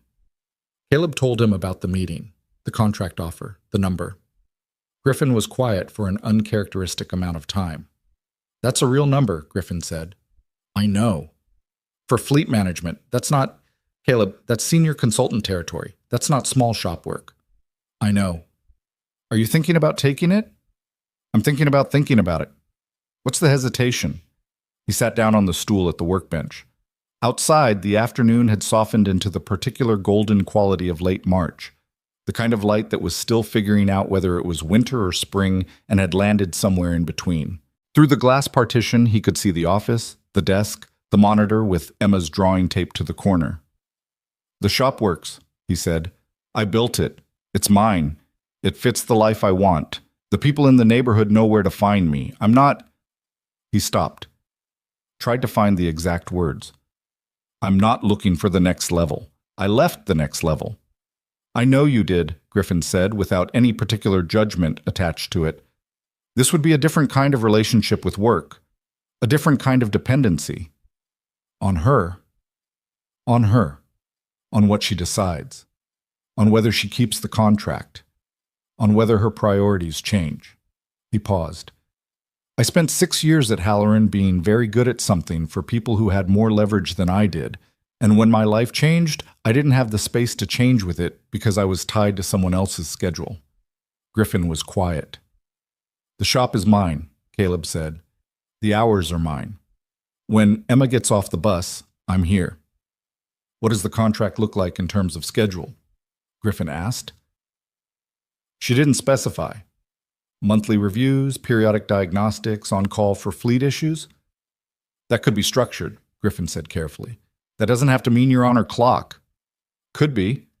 Depends on what the contract actually says. Then make it say what you need it to say. You're not walking in as a supplicant, Caleb. You walked out of this with $215,000 because you were right and her entire expert network was wrong. That's leverage. Negotiate. Caleb turned the phone over in his hand. Emma's bus was due in 11 minutes. I don't know if I want her leverage in my life, he said. Even if the terms are good. Griffin exhaled. That's a different question. Yeah, I know. Is it about the money, the independence, or the principle? Which principle? The one where the person who underestimated you is now standing in your shop asking for your help. The directness of it landed. Griffin had always been able to do that. Name the thing in the room that everyone else was speaking around. It was annoying and it was useful, and it was one of the reasons Caleb had called him. Maybe some of that, Caleb said. That's human, Griffin said. That's also worth looking at. Because if taking the contract feels like losing something, it doesn't feel like losing, Caleb said. It feels complicated. Complicated is okay.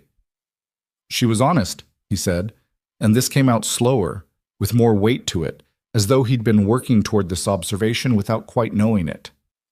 In the meeting, she admitted what she'd done. She wasn't defensive about it. She could have framed the whole thing as a business inquiry and never acknowledged any of it, but she didn't. And that matters to you. Yeah, he paused. It matters. So what's the actual question? He looked at the folding chair, Emma's chair, worn and cracked and repaired, holding its position in the same spot it always held, the shape of his daughter's life in a single piece of furniture. Whether I can do this without it costing me something I'm not willing to lose, he said. Griffin didn't have a fast answer to that, which was the right response. Yeah, Griffin said finally. That's the actual question. Emma came through the door at 3:48, 4 minutes later than usual, which she attributed to Tyler Kowalski taking forever to find his backpack. She deposited her things on the office floor, climbed up on her stool, and looked at her father with the trained attention of a child who had learned to read the atmosphere of a room before she entered it fully. "You okay?" she said. He looked at her. "Yeah. Why?" "You have your thinking face." "I have a thinking face?" "It's like your regular face, but more—" She wrinkled her forehead in approximation. "Like that." He laughed, which was genuine and not entirely expected. "I had a meeting today." "With who?"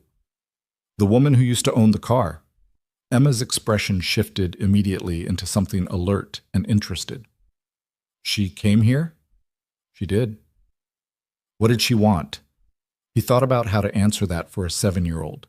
Some things translated and some didn't, and the parts about leverage and professional dependency and the emotional complexity of being approached by someone who had previously overlooked you were in the didn't column.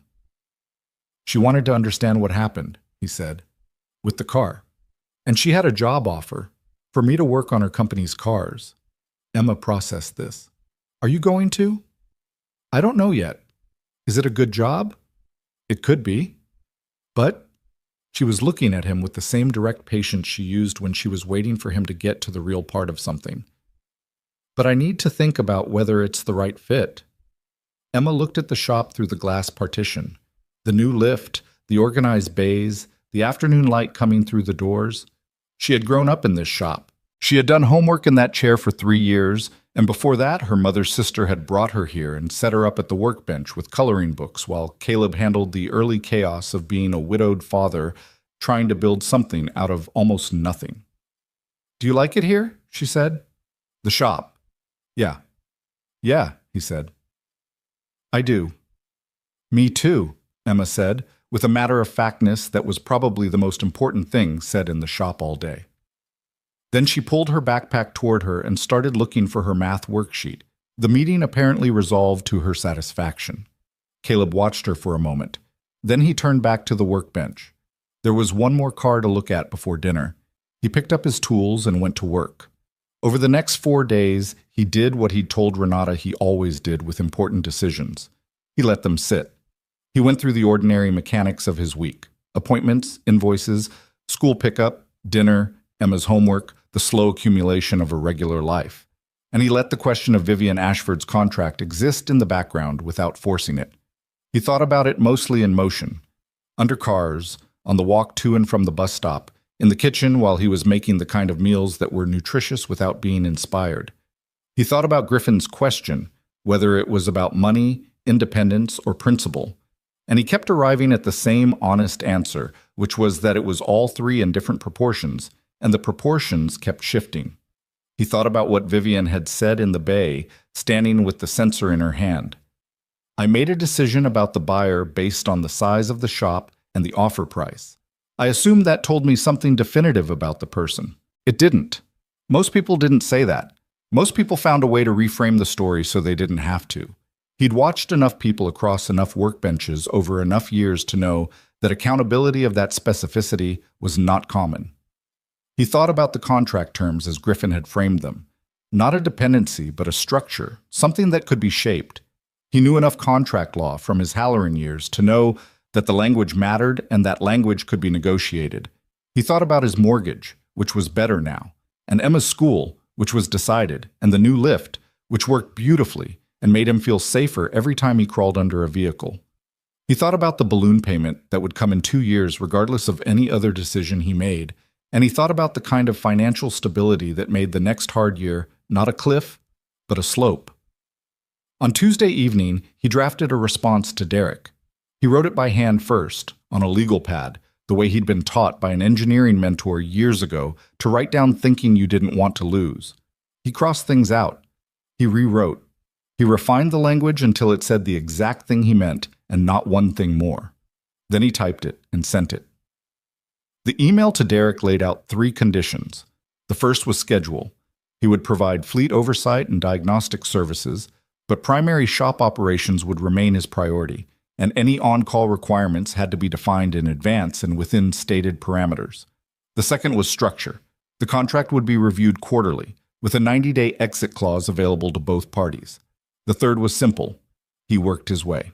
Assessments, diagnoses, and recommendations were his professional judgment and not subject to override by preference or deadline. He added at the end that if those terms were acceptable, he was willing to move forward. He hit send at 10:17 on a Tuesday night. Derek replied at 6:52 the following morning. Ms. Ashford has reviewed your conditions. She accepts all three. Draft contract will be sent by end of week for your review. Caleb read it at the workbench, coffee in hand, the shop still dark around him. He put the phone down, looked at the sensor in the plastic bag, still sitting where he'd left it after Vivian's visit. He picked it up and turned it over once. It was light. Ridiculous how light it was for what it had set in motion. A failed piece of electronics that had cost him $43 and returned $215,000, and was now in the process of returning something harder to quantify. He put it back on the bench, opened the bay doors, let the morning in. The contract arrived on Friday afternoon, 17 pages in a PDF that Derek sent with a brief accompanying note explaining that Ms. Ashford's legal team had incorporated all three conditions verbatim and that Caleb should feel free to request any modifications before signing. Caleb printed it at the office supply store 2 blocks down because his printer had been functionally dead for 4 months, and he kept forgetting to replace it. He paid $3.40 for the printout, folded it into thirds, put it in his jacket pocket, and walked back to the shop without reading it. He read it that night after Emma went to sleep, sat at his desk with a red pen and the legal pad he'd used to draft his conditions, and went through all 17 pages the way he'd been taught at Halloran to read any binding document, slowly, with attention to the language in the margins of the obvious clauses where the real intentions of an agreement tended to live. It was a good contract, not a perfect contract. No contract was perfect, because perfect contracts assumed perfect circumstances, and circumstances were always imperfect. But it was a careful one. His 3 conditions were there, word for word, without softening or reinterpretation. The schedule protections were explicit. The exit clause was clean. The scope of work was defined specifically enough that it couldn't be expanded by implication. He made 4 notes on the legal pad. 3 were questions about definitions, standard things, the kind of ambiguities that weren't necessarily intentional but needed to be addressed before you signed. The 4th was about a clause in the liability section that tilted slightly in Ashford Capital's favor in a way that felt less like an oversight and more like a test. He emailed Derek the 4 notes at 11:15 p.m. Derek replied at 6:40 the next morning. 3 of the 4 questions were answered with clarifying language that resolved them. The 4th, the liability clause, had been revised to neutral language with a short note that said simply, "Good catch. Legal will update the draft." Caleb signed the contract the following Tuesday. He used an actual pen on actual paper and scanned it back to Derek because some things felt like they deserved the weight of a physical signature. The first fleet review was scheduled for 2 weeks out. 43 vehicles garaged at Ashford Capital's corporate facility on the north side of the city. Derek had sent a vehicle manifest that Caleb had spent an hour with the previous Sunday. Makes, models, model years, last service dates, mileage, any documented issues. He made notes. He formed preliminary opinions. He went into it the way he went into everything, with the assumption that what he'd been told and what was true were related but not identical. The weeks between the signing and the first review were ordinary in the way that weeks after significant decisions often were. The decision already made, the consequences not yet arrived, life filling the space with its regular requirements. Emma's school application had been submitted and acknowledged. Patricia's accord needed a follow-up alignment check.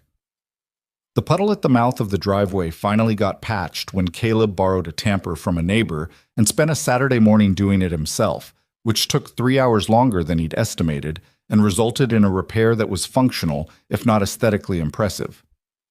Griffin called twice. The first time to check in, the second time to say that Arthur Reeves had left a message asking if Caleb had any other vehicles he wanted to move, which made Caleb laugh for the first time in a while. A real laugh, surprised out of him. "Tell him I'll let him know," Caleb said. He also said, and I'm quoting, "The man has an extraordinary eye." "He's being generous. He's being accurate," Griffin said. "Own it for once." Renata called on a Sunday and talked for 40 minutes about Frank's latest unfinished motorcycle, their daughter's soccer team, and the contract in that order. She had read the summary Caleb had sent her and had specific opinions about the liability clause revision, which she delivered with the confidence of someone who was not a lawyer but had read enough physical therapy contracts over 20 years to know what bad language looked like.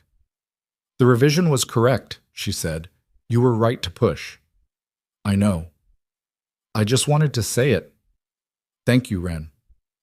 "How's Emma handling the school news?" "She hasn't told anyone at her current school yet," Caleb said. "She says she's waiting until she's sure it's real." A pause. "Smart kid." "Yeah," he said. "She is." The fleet review happened on a Wednesday morning in April. Caleb arrived at the Ashford Capital corporate garage at 8 a.m., a clean, well-lit facility beneath the company's headquarters building, temperature-controlled, with 43 vehicles arranged in numbered spaces across 3 underground levels. A facilities manager named Howard, older, quiet, with the practice competence of someone who had been maintaining this garage for a decade, met him at the elevator and walked him through the space without much commentary. The vehicles were in good cosmetic condition. That was the first thing Caleb noted. Whoever had been maintaining them had kept them clean and serviced on schedule, at least on the surface. But surface condition and mechanical condition were 2 different ledgers, and he had not been hired to look at paint. He spent 4 hours going through the manifest. Not a full diagnostic on each vehicle. That would take weeks. But a systematic visual and operational check. The kind of structured assessment that told you which cars needed immediate attention and which could wait for a scheduled rotation. He made notes on a clipboard, old-fashioned, because laptops in a garage created more problems than they solved. Howard followed him at a respectful distance, answering questions when asked and not asking questions of his own, which Caleb appreciated. Some people narrated their domain defensively, as though assessment was criticism. Howard understood the difference. By noon, Caleb had found 6 vehicles that needed immediate attention. 2 had breakware that had passed the threshold for safe operation. 1 had a coolant leak that had been addressed with stop leak product, a temporary fix that was already failing and would fail completely within weeks. 1 had tire pressure irregularities that suggested a slow leak the regular service hadn't identified. 2 had fault codes stored in their ECS that the service history indicated had been cleared without diagnosis, which meant the underlying issue was still present and would resurface. He wrote up his findings at Howard's desk, a small office adjacent to the garage level 1 entrance, tidy in the way that working spaces were tidy when the person using them was competent, and sent the report to Derek at 12:47. Derek forwarded it to Vivian. At 1:15, Caleb's phone rang. Not Derek's number, a number he didn't have saved but recognized from the email header. 2 of those vehicles were serviced last month, Vivian said, without preamble. Her voice on the phone was the same as in person, direct, contained, with the faint underlying quality of someone running multiple processes simultaneously. "I know," Caleb said. "The service records are in the manifest. Both the brake vehicle and the coolant car have recent service dates. So the service company missed them, or cleared the faults without investigating and noted it as resolved." He paused. "It's not uncommon, especially on a fleet account where the priority is throughput." A brief silence. "That's what I pay them for, to not do that." "Yeah, I know." Another silence, this one with a different quality. "How quickly can the 2 brake vehicles be addressed?" "They shouldn't be on the road today," Caleb said. "I'd pull them from the rotation this afternoon. I can have parts sourced by tomorrow morning and the work done by Thursday." "At your shop?" "Unless you'd prefer another facility." She didn't hesitate. "Your shop. Thursday. I'll call Howard about transport. He'll arrange it." A pause, then, "The coolant car. You said stop leak." "Someone tried to manage it without a proper repair. It's a radiator hose connector. Probably a 20-minute job with the right part. Whoever used the stop leak either didn't know what they were looking at or was working fast and figured it would hold." "Did it hold?" "For a while. It won't much longer." He heard something on her end that might have been her writing something down, or a keyboard, or both.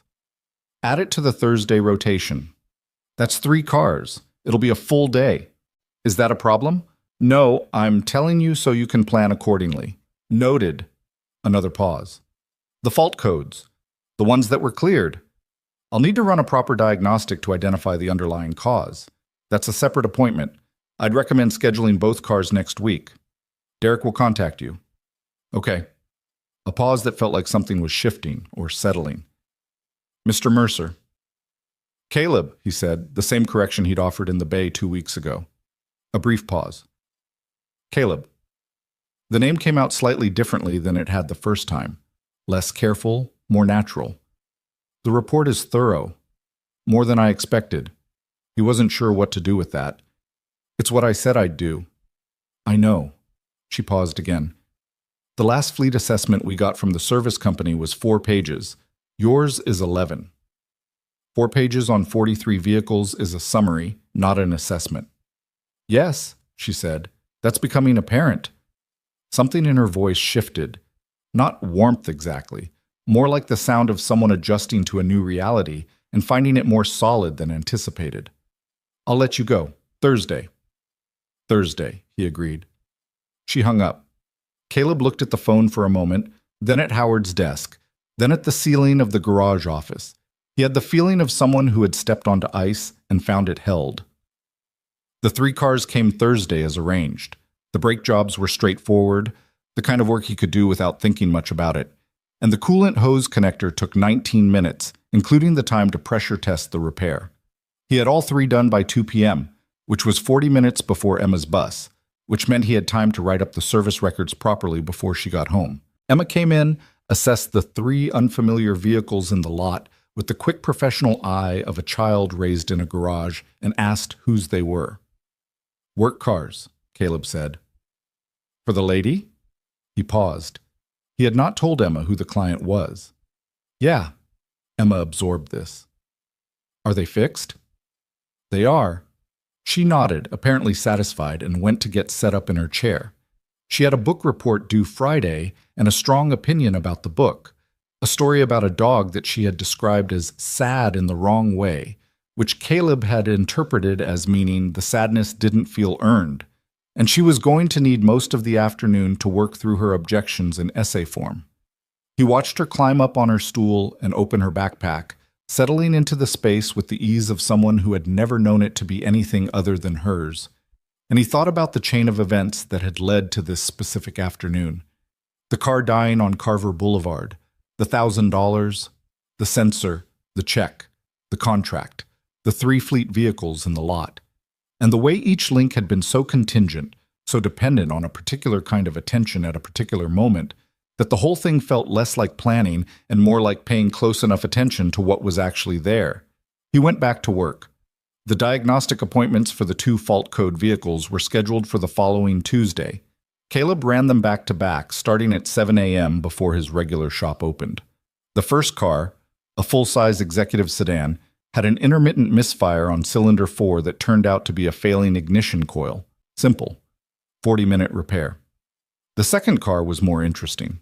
It was a mid-size SUV with a stored fault in the transmission control module that had been cleared twice in the past 8 months without resolution. The service notes each time said, fault cleared, road test performed, no reoccurrence observed, which meant someone had cleared the code, driven the car around the block, and called it done. Caleb ran a full transmission fluid analysis and put the car on his scan tool for a live data capture. He drove it for 22 minutes on a route that included highway speeds and stop and go and 3 different grades, with the scan tool running the whole time. The fault appeared at mile 11 on a specific grade at a specific speed range, a torque converter clutch shutter that only presented underload at highway speeds. Invisible in a block-around-the-block road test, completely apparent if you actually drove it. He wrote it up in detail. Included the live data capture with timestamps and a clear notation of the conditions under which the fault presented. Sourced the repair, which required a transmission fluid flush and a software update to the TCM, plus a recalibration procedure. He sent the report to Derek at 11:42. Vivian called at 1. The transmission, she said. Yeah. 2 service intervals, both cleared as resolved. Both cleared on a short road test that didn't replicate the operating conditions where the fault occurs. He kept his voice even, not pointed. It's not necessarily negligence. It might just be insufficient protocol. What's the difference? Negligence is not doing the test. Insufficient protocol is not knowing which test to do. A pause. Does it matter for the outcome? For the repair, no. For the relationship with the service company, maybe. Depends what you want from them. But I want accurate assessments of my vehicle's condition. Then the protocol needs to change. At minimum, they need to be running fault code diagnostics to root cause rather than clearing and road testing. That's a standard I can document for them if you want to continue the relationship. Or I can terminate the contract, she said. That's also an option. She was quiet for a moment. He could hear something in the background. A door, a voice at some distance, the ambient sound of a busy office at midday. Do you have a recommendation? He thought about it honestly, the way he thought about things he was being paid to think about carefully. Document the standard changes and give them 30 days to implement. If the next assessment shows improvement, you keep a known quantity that's now operating at the right level. If it doesn't, you have documentation of exactly what the problem was and clear grounds for termination. A pause. That's a reasonable approach. It's also fair, he said. They may not know what they don't know. That's a different problem than knowing and not caring.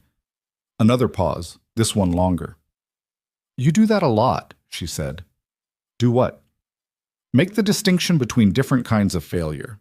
She said it without any particular tone. Not critical, not complimentary. Observational. Most people treat all failure the same. He didn't answer immediately. He was sitting on the stool at his workbench, the scan tool data still open on the laptop screen in front of him, the SUV parked in the second bay behind the glass. It matters, he said. How something fails tells you what it needs. She was quiet for a moment in a way that felt different from her usual pauses. Less processing, more something else. He couldn't name it. I owe you an apology, she said. He waited. A real one. Not the version I gave you in the shop, which was accurate but managed. She paused. He could tell it cost her something to continue, that she was not someone who gave up control of language easily. I dismissed you, not just the car, you. I saw the offer price and the address, and I made a decision about what kind of person was on the other end of that transaction, and I didn't look any further. You said that in the shop, he said. I said part of it. A pause. I didn't say that I've done that my whole career. Made fast reads of people based on visible indicators and trusted those reads completely. It's worked enough times that I stopped questioning the method. Another pause. It didn't work with you. Caleb looked at the scan tool data on his screen, the timestamp at mile 11, the torque converter data, the clear, specific pattern of a fault that only appeared when you drove it like it was actually going to be driven. The method works until you hit something the visible indicators don't capture, he said. Yes. A brief pause. I've been thinking about how many times I might have applied that method to people who deserved better and not noticed. He didn't know what to do with that. It was a real thing she was saying, a real admission, and it carried real weight, and he sat with it for a moment before he answered. I don't know if I'm the right person to weigh in on that, he said. I only know my end of it. What was your end of it? He thought about the moment Derek had called, the $1,000 offer. The way he'd said, I know what I'm buying, and meant it on two levels simultaneously. The car and the opportunity it might represent. He thought about the nights he'd spent at the workbench while Emma drew beside him, the sensor in his hand, the report spread out across the surface, the patience of looking at what was actually there instead of what he'd been told to find. I had something to prove, he said. Not to you, to myself maybe. That the thing I know how to do still means something.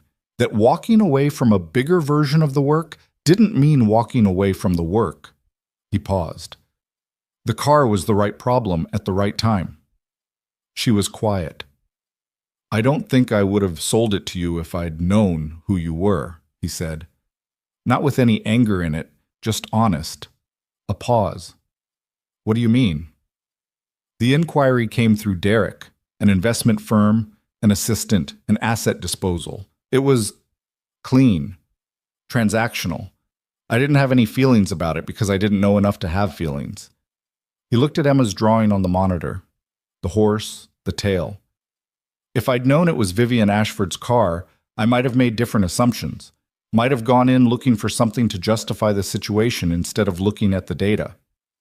You think knowing would have changed your approach? Maybe. People are messier than problems. A long pause. I never considered, she said slowly, that my not checking who you were might have actually helped the outcome. Unintentional fairness, he said.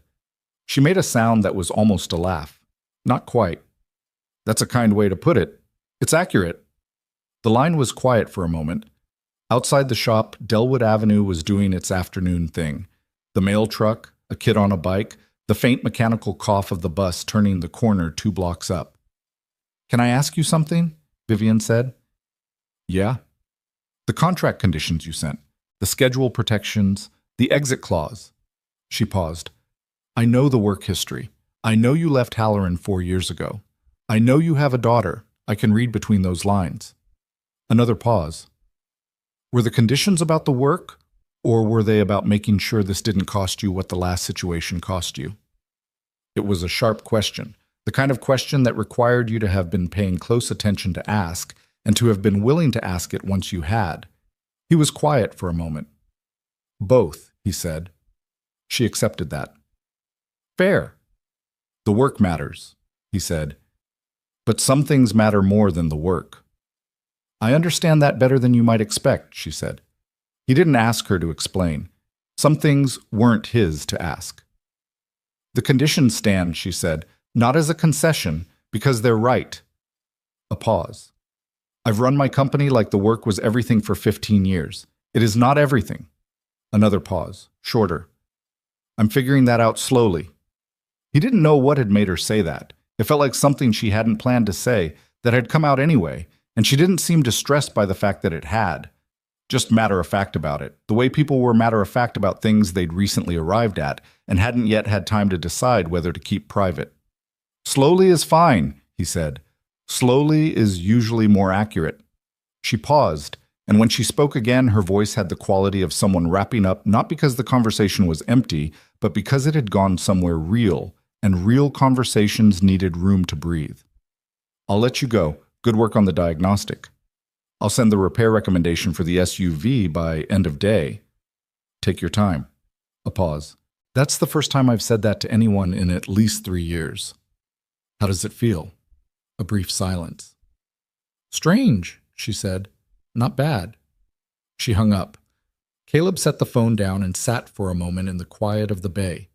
The scan tool blinked on the screen.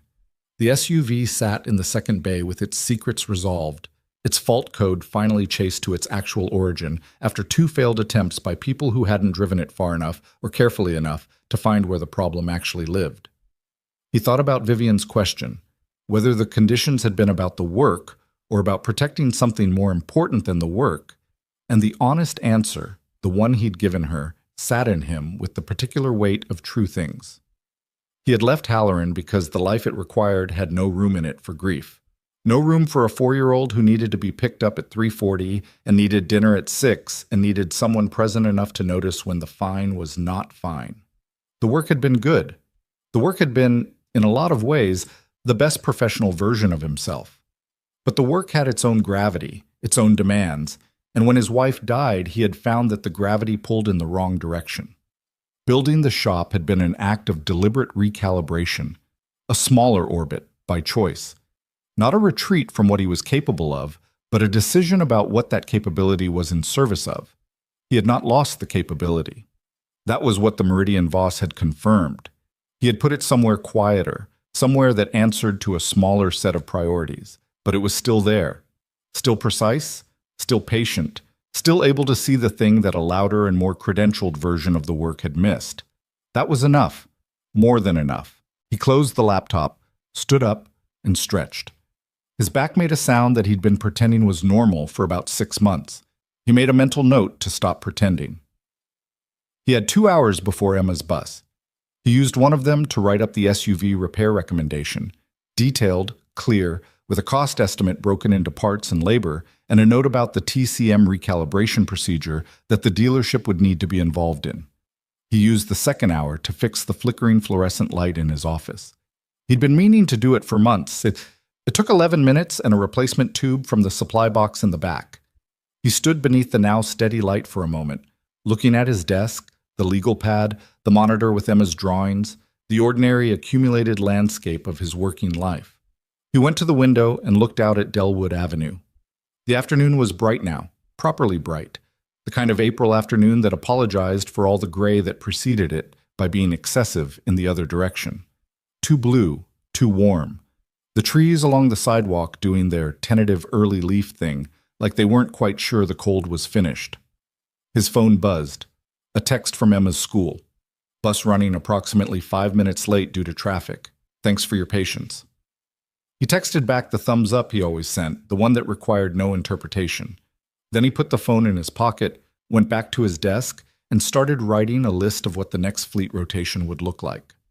12 vehicles on a scheduled maintenance cycle. Service intervals mapped against mileage and use patterns. A documentation framework that would let him track the history of each car in a way that the previous arrangement clearly hadn't. He had a system. Systems helped.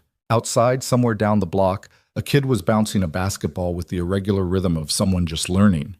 The sound carried in the open window air, unsteady and persistent, punctuated by the occasional miss and the hollow echo of the ball hitting pavement at a bad angle. Caleb wrote his list. The light above him was steady. The afternoon settled around him like something that had finally decided to stay. The letter from Emma's new school arrived on a Tuesday in early May, which was an ordinary Tuesday in every other respect. Caleb had a timing belt job in the morning, a wheel bearing replacement after lunch, and the particular low-grade fatigue of someone who had been sleeping adequately but not well for longer than he could accurately track. He almost missed it in the stack of mail he pulled from the box at noon. It was between a parts supplier catalog and a water bill, a standard white envelope with the school's logo in the upper left corner, and Emma's name typed in a clean serif font that somehow managed to look both official and careful at the same time. He stood at the mailbox for a moment, the envelope in his hand, before he went back inside. He didn't open it right away. He set it on the workbench and finished the wheel bearing, which needed his full attention because the hub assembly on this particular year of this particular vehicle had a design quirk that the service manual understated and the online forums overstated, and the only reliable navigation was to have done it before. He had done it once before. He moved carefully. He opened the letter at 2:15, standing at the bench with clean hands. Emma Mercer had been accepted to the second grade science cohort at Northfield Academy, beginning the following September.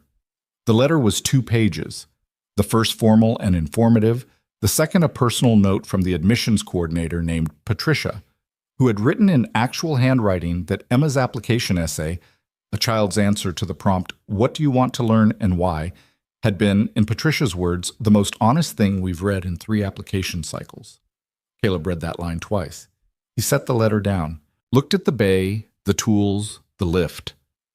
The afternoon light coming through the open doors at the angle it came through at 2:15 in early May, which was a specific and unrepeatable angle that he had never consciously noted before and now could not look away from.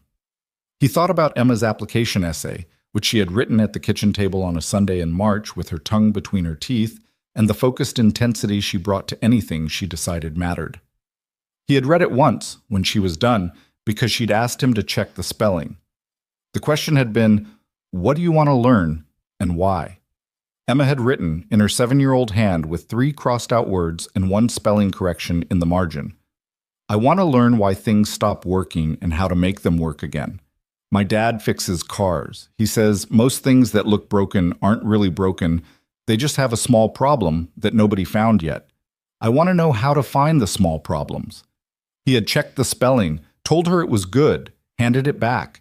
He had not told her it was the truest thing he'd read in a long time. He folded the letter back into the envelope, put it in the top drawer of his desk, and went back to work. Emma found out that afternoon. He gave her the letter at the kitchen table after school while she was eating the apple slices and peanut butter that had been her after-school routine since she was 5. She read it with the careful attention she brought to reading things that mattered. Slightly slower than her natural pace, her lips not quite moving, but almost. When she finished, she set it down on the table and looked at it. Not at him, at the letter. "September," she said. "Yeah." That's 4 months. About. She picked up an apple slice, chewed it, set the peanut butter jar back in the center of the table with the particular deliberateness of someone who needed something physical to do while they processed something emotional. Are you happy? He asked. She looked up. Her expression was complicated in the way children's expressions were complicated when they hadn't learned yet to simplify them for other people's comfort. There was something in it that looked like happiness, but there was also something that looked like the edge of sadness, the specific sadness of leaving a place you know for a place you don't yet. Yeah, she said, and also nervous. Both of those are correct, he said. She looked back at the letter. Patricia says my essay was honest. It was. She wrote it in her own handwriting. I noticed that. Emma ran her finger along the line of handwriting. Dad? Yeah. What you told me. About things that look broken, not really being broken. She looked up. Is that true for everything or just cars? He thought about Vivian Ashford on the phone, saying, I've run my company like the work was everything for 15 years. It is not everything. He thought about Griffin's Christmas cards, 4 of them, sent to a silence that never replied.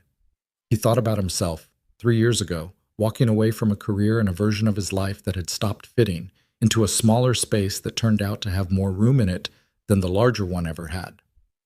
I think it's true for most things, he said. You have to be willing to look close enough. Emma absorbed this with the gravity of a person filing something important. Then she picked up another apple slice and said, I'm going to need better colored pencils for the new school. Probably, he said. The ones I have are down to stubs. We'll get new ones. She nodded, apparently satisfied, and went back to the letter. He watched her read it again while she always read important things twice, and thought about Patricia's handwritten line. The most honest thing we've read in 3 application cycles. He had raised her on honesty by accident, mostly, by being too tired to be anything else, by finding, after his wife died, that the energy required to maintain comfortable fictions was energy he simply didn't have, and so he'd stopped trying, and Emma had grown up in a household where things were named as they were, and problems were treated as problems, and emotions were allowed to exist without being managed into something more convenient.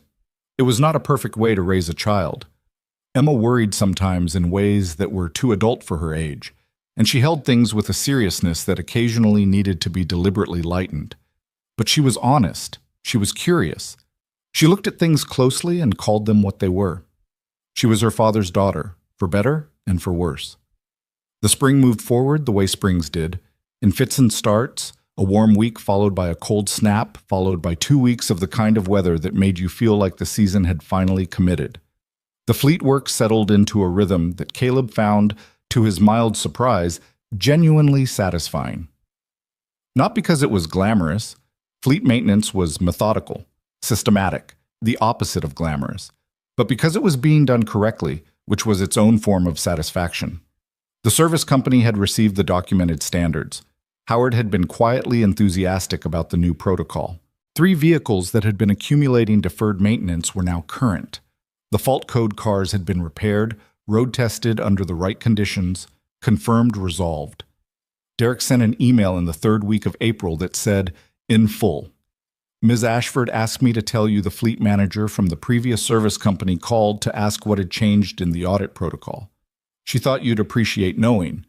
Caleb read it and did, in fact, appreciate knowing.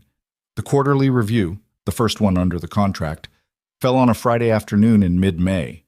It was a phone call, not a meeting, scheduled for 30 minutes. Derek set it up with his usual efficiency. Vivian was on time, which he had come to expect. She went through the quarter's work with specific prepared questions: the brake vehicles, the TCM repair, the coolant hose, the documentation framework, the service company standards update. She had clearly read everything he'd sent and was asking about things she'd actually thought about, not things she'd generated to fill time. They were 22 minutes in when she asked, Are you satisfied with how it's working? He thought about it honestly. The work is right. The structure is what I needed it to be. The conditions are holding. Yeah, they are. A pause. I want to ask you something outside the review, she said. Okay. I've been thinking about the diagnostic framework you use, The way you documented the fault code process, the live data capture, the conditions matrix for replicating faults. She paused. Is that something you developed yourself? Or is it from your Halloran work? Both, he said. The methodology is from Halloran. The specific documentation format is mine. I built it after I left because I needed a system that worked at the scale I was operating at. Small shop scale. One person, no lab, no fleet of scan tools. You have to be more deliberate when you have fewer resources. More systematic. He paused. Constraint is actually good for methodology. You can't rely on expensive equipment to compensate for imprecise thinking. Another pause, longer this time. Would you be willing to write it up, the methodology, as a formal document? He hadn't expected that. For what purpose? I'm on the board of an automotive trades education foundation. We fund training programs for independent mechanics. People who are working at smaller shops don't have access to the kind of resources the dealership networks have. She paused. The gap between what the training programs teach and what actually works in a 1 or 2 person shop is significant. What you just described, constraint-based methodology, systematic documentation without expensive tooling, that's exactly what those programs are missing. He was quiet for a moment. I'm not asking you to do it for free, she said. The foundation pays consulting rates for curriculum development. That's not the hesitation. What is? He looked at his workbench, the legal pad, the notes, the accumulated documentation of 4 months of fleet work. The methodology he described so casually to her was something he'd built slowly, over 3 years, through a lot of trial and a fair amount of error. And he'd never thought about it as something that existed separately from the work it was built to support. I need to think about whether I can explain it in a way that's useful to someone else, he said. Not everything that works in practice translates to a document. Fair, she said. Think about it. No deadline. He did think about it. He thought about it for 2 weeks, which was longer than he usually took on decisions of this size. But this one had a different quality to it. The fleet contract had been a decision about structure and terms and protection of existing priorities. This was a decision about something less defined, about whether the thing he knew how to do had a form that existed beyond the act of doing it, whether he could hand it to someone else and have it remain true.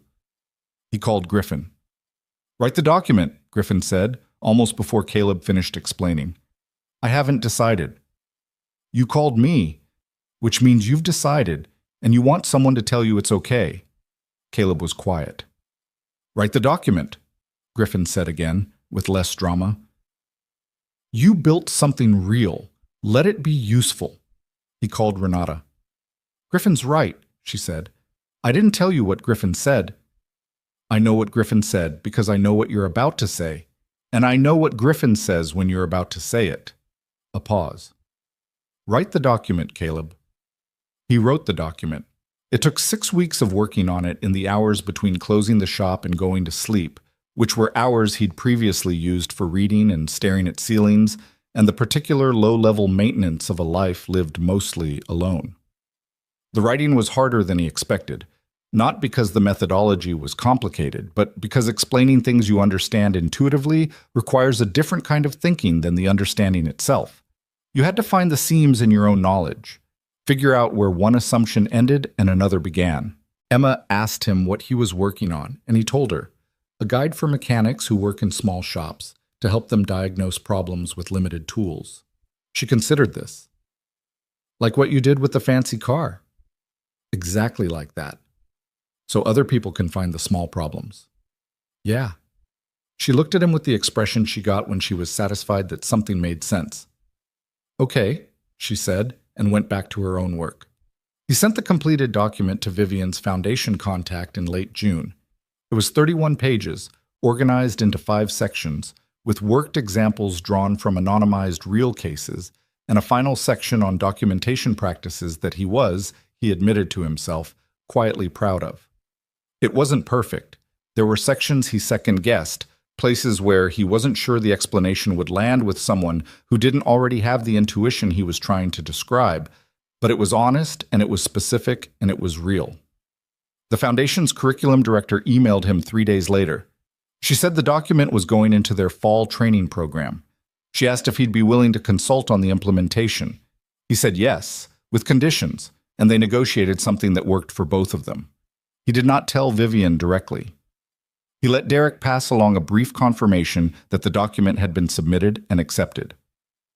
It felt like the right amount of distance for something that had started as her suggestion but had become, in the making, his. She called him anyway. "I read it," she said. He'd been expecting the curriculum director to call again, not her. "I figured you would." The section on constraint-based thinking. A pause. "You wrote, 'Limited resources don't prevent good diagnosis. They prevent lazy diagnosis. When you can't rely on expensive tools to find the answer, you have to be precise about where you look.'" Another pause, and her voice had a quality he'd learned to recognize over the past months. Careful, not managed, the tone she used when she was saying something she actually meant rather than something she'd prepared. "I've been thinking about that sentence for a week." "In what context?" "In the context of how I make decisions." A brief pause. "I have a lot of resources. I've been using them to move fast instead of to look carefully." She stopped. "That's a pattern I'm working on." He didn't say anything right away. He'd learned, over the months of working with her, that Vivian Ashford said real things sometimes, not often, and never without effort, but sometimes the managed surface came down and the actual person underneath said the actual thing they were thinking. Those moments required space, not response. "It's a hard pattern to see while you're in it," he said finally. "Yes." A pause. "Someone had to sell me a car for $1,000 for me to notice it." The way she said it, with a dry and unguarded quality that might have been humor if it hadn't also clearly been real, was the most honest thing he'd heard her say in 4 months of regular contact. He found himself unexpectedly smiling at his empty office. "The car did the work," he said. She made a sound that was definitely a laugh this time, brief and slightly surprised, as though she hadn't expected to laugh. "It did." The line settled into a comfortable quiet. Outside his window, the summer evening was doing its long, slow fade, the sky going from blue to the specific amber gray of June dusk, and from the park 2 blocks down he could hear the sound of kids at the basketball court, the ball hitting pavement, an argument about something, someone's bike rattling over a crack in the path. "How's Emma?" Vivian asked. It caught him slightly off guard. She had asked about Emma once before, briefly, but not since. "Good. Excited about September." "The new school." "Yeah." He paused. "She's been drawing science diagrams, things she wants to learn about. She's got a notebook." A pause. "What's in it?" "So far, volcanoes, the digestive system of sharks, and why leaves change color." He paused. "She says they're related." Vivian was quiet for a moment. "Are they?" "Probably not in the way she means, but I'm not going to tell her that yet." Another small pause that had something fond in it. "That's a good instinct." He thought about something then, had been thinking about it actually, in the background of the past few weeks, in the way that certain things worked on him quietly before they surfaced. He had been turning it over long enough to know it was real and not just a passing idea. "Vivian," he said. "Yeah." "The conversation we had in April, about the company, about the work being everything." He paused. "Are you okay?" A silence. Different from her other silences. Longer, less controlled. "That's an unusual question," she said. "You don't have to answer it." Another pause. "I'm working on it." She said it carefully, like someone handling something they hadn't quite figured out the correct grip for. "I've been good at the work for a long time. I'm less certain I've been good at the rest of it." A brief pause. "My father died 2 years ago. It was complicated. And I realized after that I'd spent 15 years building something he would have been proud of, and not much time building anything else." She stopped. "That's more than I intended to say." "It's fine," he said. "It's more than a mechanic needs to know about his client." "Maybe," he said, "but it's what a person needed to say." A pause. Then something shifted in her voice. A small release. The sound of someone who had been holding something at arm's length for a while and briefly, just briefly, put it down. "Yeah," she said. "I suppose it is." They were quiet for a moment, both of them, in the particular way that two people were quiet when they'd said something real and the air needed to settle around it. "I'm going to let you go," she said. "Okay. Same time next quarter? I'll have the vehicle rotation assessment ready by the 15th. Good." A pause. "Caleb?" "Yeah. Thank you for all of it. The work, the document." A brief pause. "The question." He looked at Emma's drawings on his monitor. The horse, the dog with the hat, and a recent addition, a diagram labeled how a car engine works in Emma's handwriting, with arrows and components that were partially correct and enthusiastically labeled. She had drawn it after asking him to explain it, and he had explained it the way he explained things to Emma, which was completely and without condescension, and she had listened and then drawn what she understood, which was most of it. "Sure," he said. He meant it. The summer settled in properly by July, the heat arriving with the particular commitment of a Midwest summer that had been restrained for too long and was now making up for it. The shop was hot in the afternoons, the bay doors open to whatever breeze was available, the box fan in the corner doing its limited best. Caleb worked through it the way he worked through most physical discomfort, without much complaint and with adequate hydration. Emma was out of school, which meant she was in the shop more. Not as a hindrance. She was past the age of being a hindrance, had moved into the category of actual occasional help, in the limited ways that a 7-year-old could help in a garage. She handed him tools when he named them correctly, which he turned into a game that was more educational than it looked. She swept. She organized the small parts drawer that had been disordered for months in a way that he hadn't gotten around to fixing, and she organized it by size and type, with a systematic precision that made him look at her for a long moment when he saw it. "How did you decide to do it this way?" he asked. "It was confusing before," she said. "You couldn't find things." "I could find things. You couldn't find things fast. Fast matters when you're in the middle of something." He looked at the drawer. She was right. He hadn't said anything to her about the organizational logic of the shop. She'd just looked at a problem and solved it. "Good system," he said. She closed the drawer with satisfaction. "I know." Renata came in August with Frank and the kids for a long weekend. She drove down in a minivan that had accumulated the specific biographical density of a family vehicle. Car seats, a crack in the armrest, a collection of gas station receipts in the door pocket, a smell that was somehow simultaneously cheerful and chaotic. Frank spent Saturday afternoon in the shop with Caleb, talking about the motorcycle he was currently not finishing, a 1974 Honda CB75. Oh, that had been in pieces in his garage for 7 months. "I'll finish it this fall," Frank said, with the confidence of a man who had said this about 3 previous motorcycles. "Sure," Caleb said. "I mean it this time." "I believe you." Frank was a big, easygoing man who was aware that he never finished the motorcycles and had made peace with the process being the point rather than the product. Caleb respected that about him. The doing mattered. The finishing was secondary. Renata spent Saturday evening on the small back porch with Caleb while the kids, Emma and Renata's 2, aged 9 and 11, ran around the neighbor's yard doing something with a frisbee that had evolving rules. The evening was cooling down, finally, the August heat relenting into something tolerable, and the sky had gone the particular pink-orange of a Midwest summer sunset. "How are you?" Renata asked. The real question, not the polite one. He thought about it honestly. "Better." "Better than what?" "Better than 18 months ago, better than 3 years ago." He paused. "Not fixed, but better is real." She looked at him with the specific attention of someone who had known him his whole life and had watched him navigate things she couldn't navigate for him, could only witness. "The work is good?" "The work is right," he said. "Both kinds." She nodded. She understood what he meant. The shop, and the fleet, and the document, and all the ways the work had expanded without losing its center. "She would have liked this," Renata said, quietly.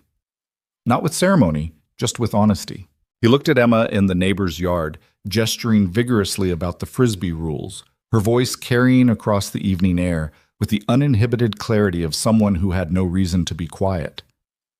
"Yeah," he said. "She would have." They sat with that for a while, both of them, without needing to do anything with it. The sensor was still in the plastic bag in the second drawer of his workbench when Emma found it in late August, a week before her last day at her current school. She was reorganizing the drawer. She had expanded her organizational project over the summer to include 2 other drawers and had ambitions about the part shelf that Caleb was still evaluating, and she held it up. "What's this?" He was at the lift, checking the underside of a Subaru that had come in with a clunking noise. He looked over. "The sensor, from the Meridian Voss." Emma looked at it, turned the bag over in her hand the way Vivian had turned it over, though for different reasons and with a different expression. "Why do you still have it?" "I kept it." "Why?" He slid out from under the Subaru and sat up, thinking about how to answer that. He had asked himself the same question a few times over the past months, never entirely settling on an answer. "Some things are worth keeping," he said finally, "to remember what they taught you."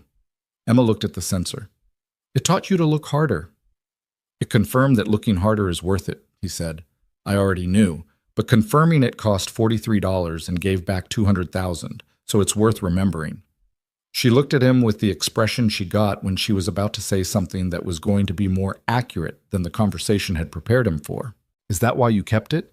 Because of the money?" He held the pause. "No," he said, "because of the principle." She nodded, slow and satisfied, and put it back in the drawer. Not in the general miscellaneous section she had designated for items of unclear category. She put it in the organized section in a specific spot, in a way that made it findable. He watched her do it, said nothing. Emma's last day at her old school was a Friday in late August. She came home quieter than usual. Not sad exactly, but with the particular interior quality of a child who had felt something significant and was sitting with it. She ate her after-school snack without talking much. She went to her chair in the shop and sat there for a while, not drawing, just watching him work. He let her. He had learned that Emma's quiet was not the same as Emma's distress. Sometimes it just meant she was somewhere important inside herself and needed the space to finish being there. Around 4, she said, "Marcus Eldridge cried." Caleb looked up. "At school?" "At the end, when people were saying goodbye." She paused. "He said he was going to miss me." He waited. "He said my drawings were actually good," Emma said. "He said he was sorry about what he said before." "What did you say?" She thought about it. "I said it was okay." A pause. "And I meant it. I wasn't just saying it." He looked at his daughter. The dark eyes, the stubborn chin, the 7 years of becoming the person she was turning out to be. "That's a generous thing," he said. "You said it's better to understand why something failed than to just be mad about it." She picked up a pencil from her supply box. He probably said it because he was having a bad day. He looked at her for a long moment. "Yeah," he said. "Probably." She started drawing. Something new. Not an animal this time, but what looked like the beginnings of an engine diagram. An expansion of the one she'd already put on his monitor, more detailed now, with the components in their correct relative positions and labels that were mostly right. He went back to work. The Subaru's clunking turned out to be a worn sway bar link, a simple fix, 20 minutes, a part he had in stock.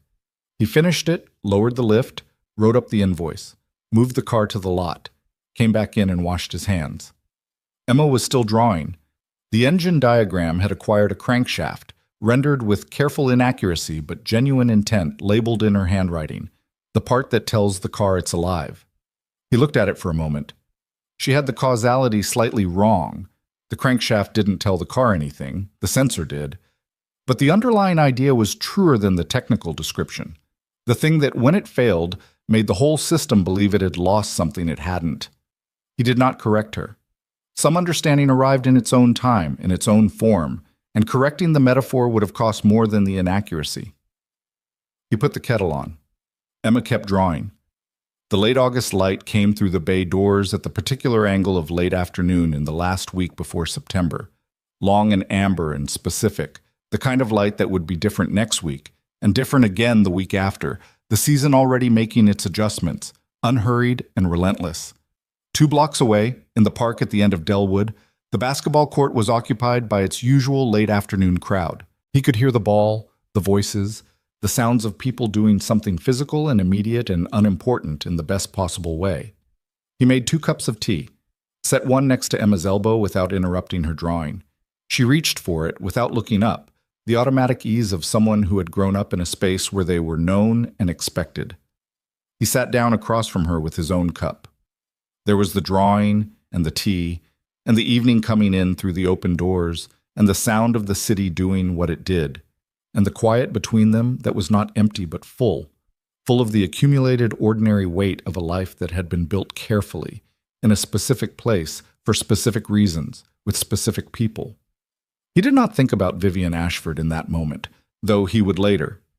He would think about her in the way he thought about things that had passed through his life and left a mark without staying: the car, the censor, the conversation in the bay, the document, the quarterly calls, the phone conversation in June when she'd said, "I've been good at the work for a long time.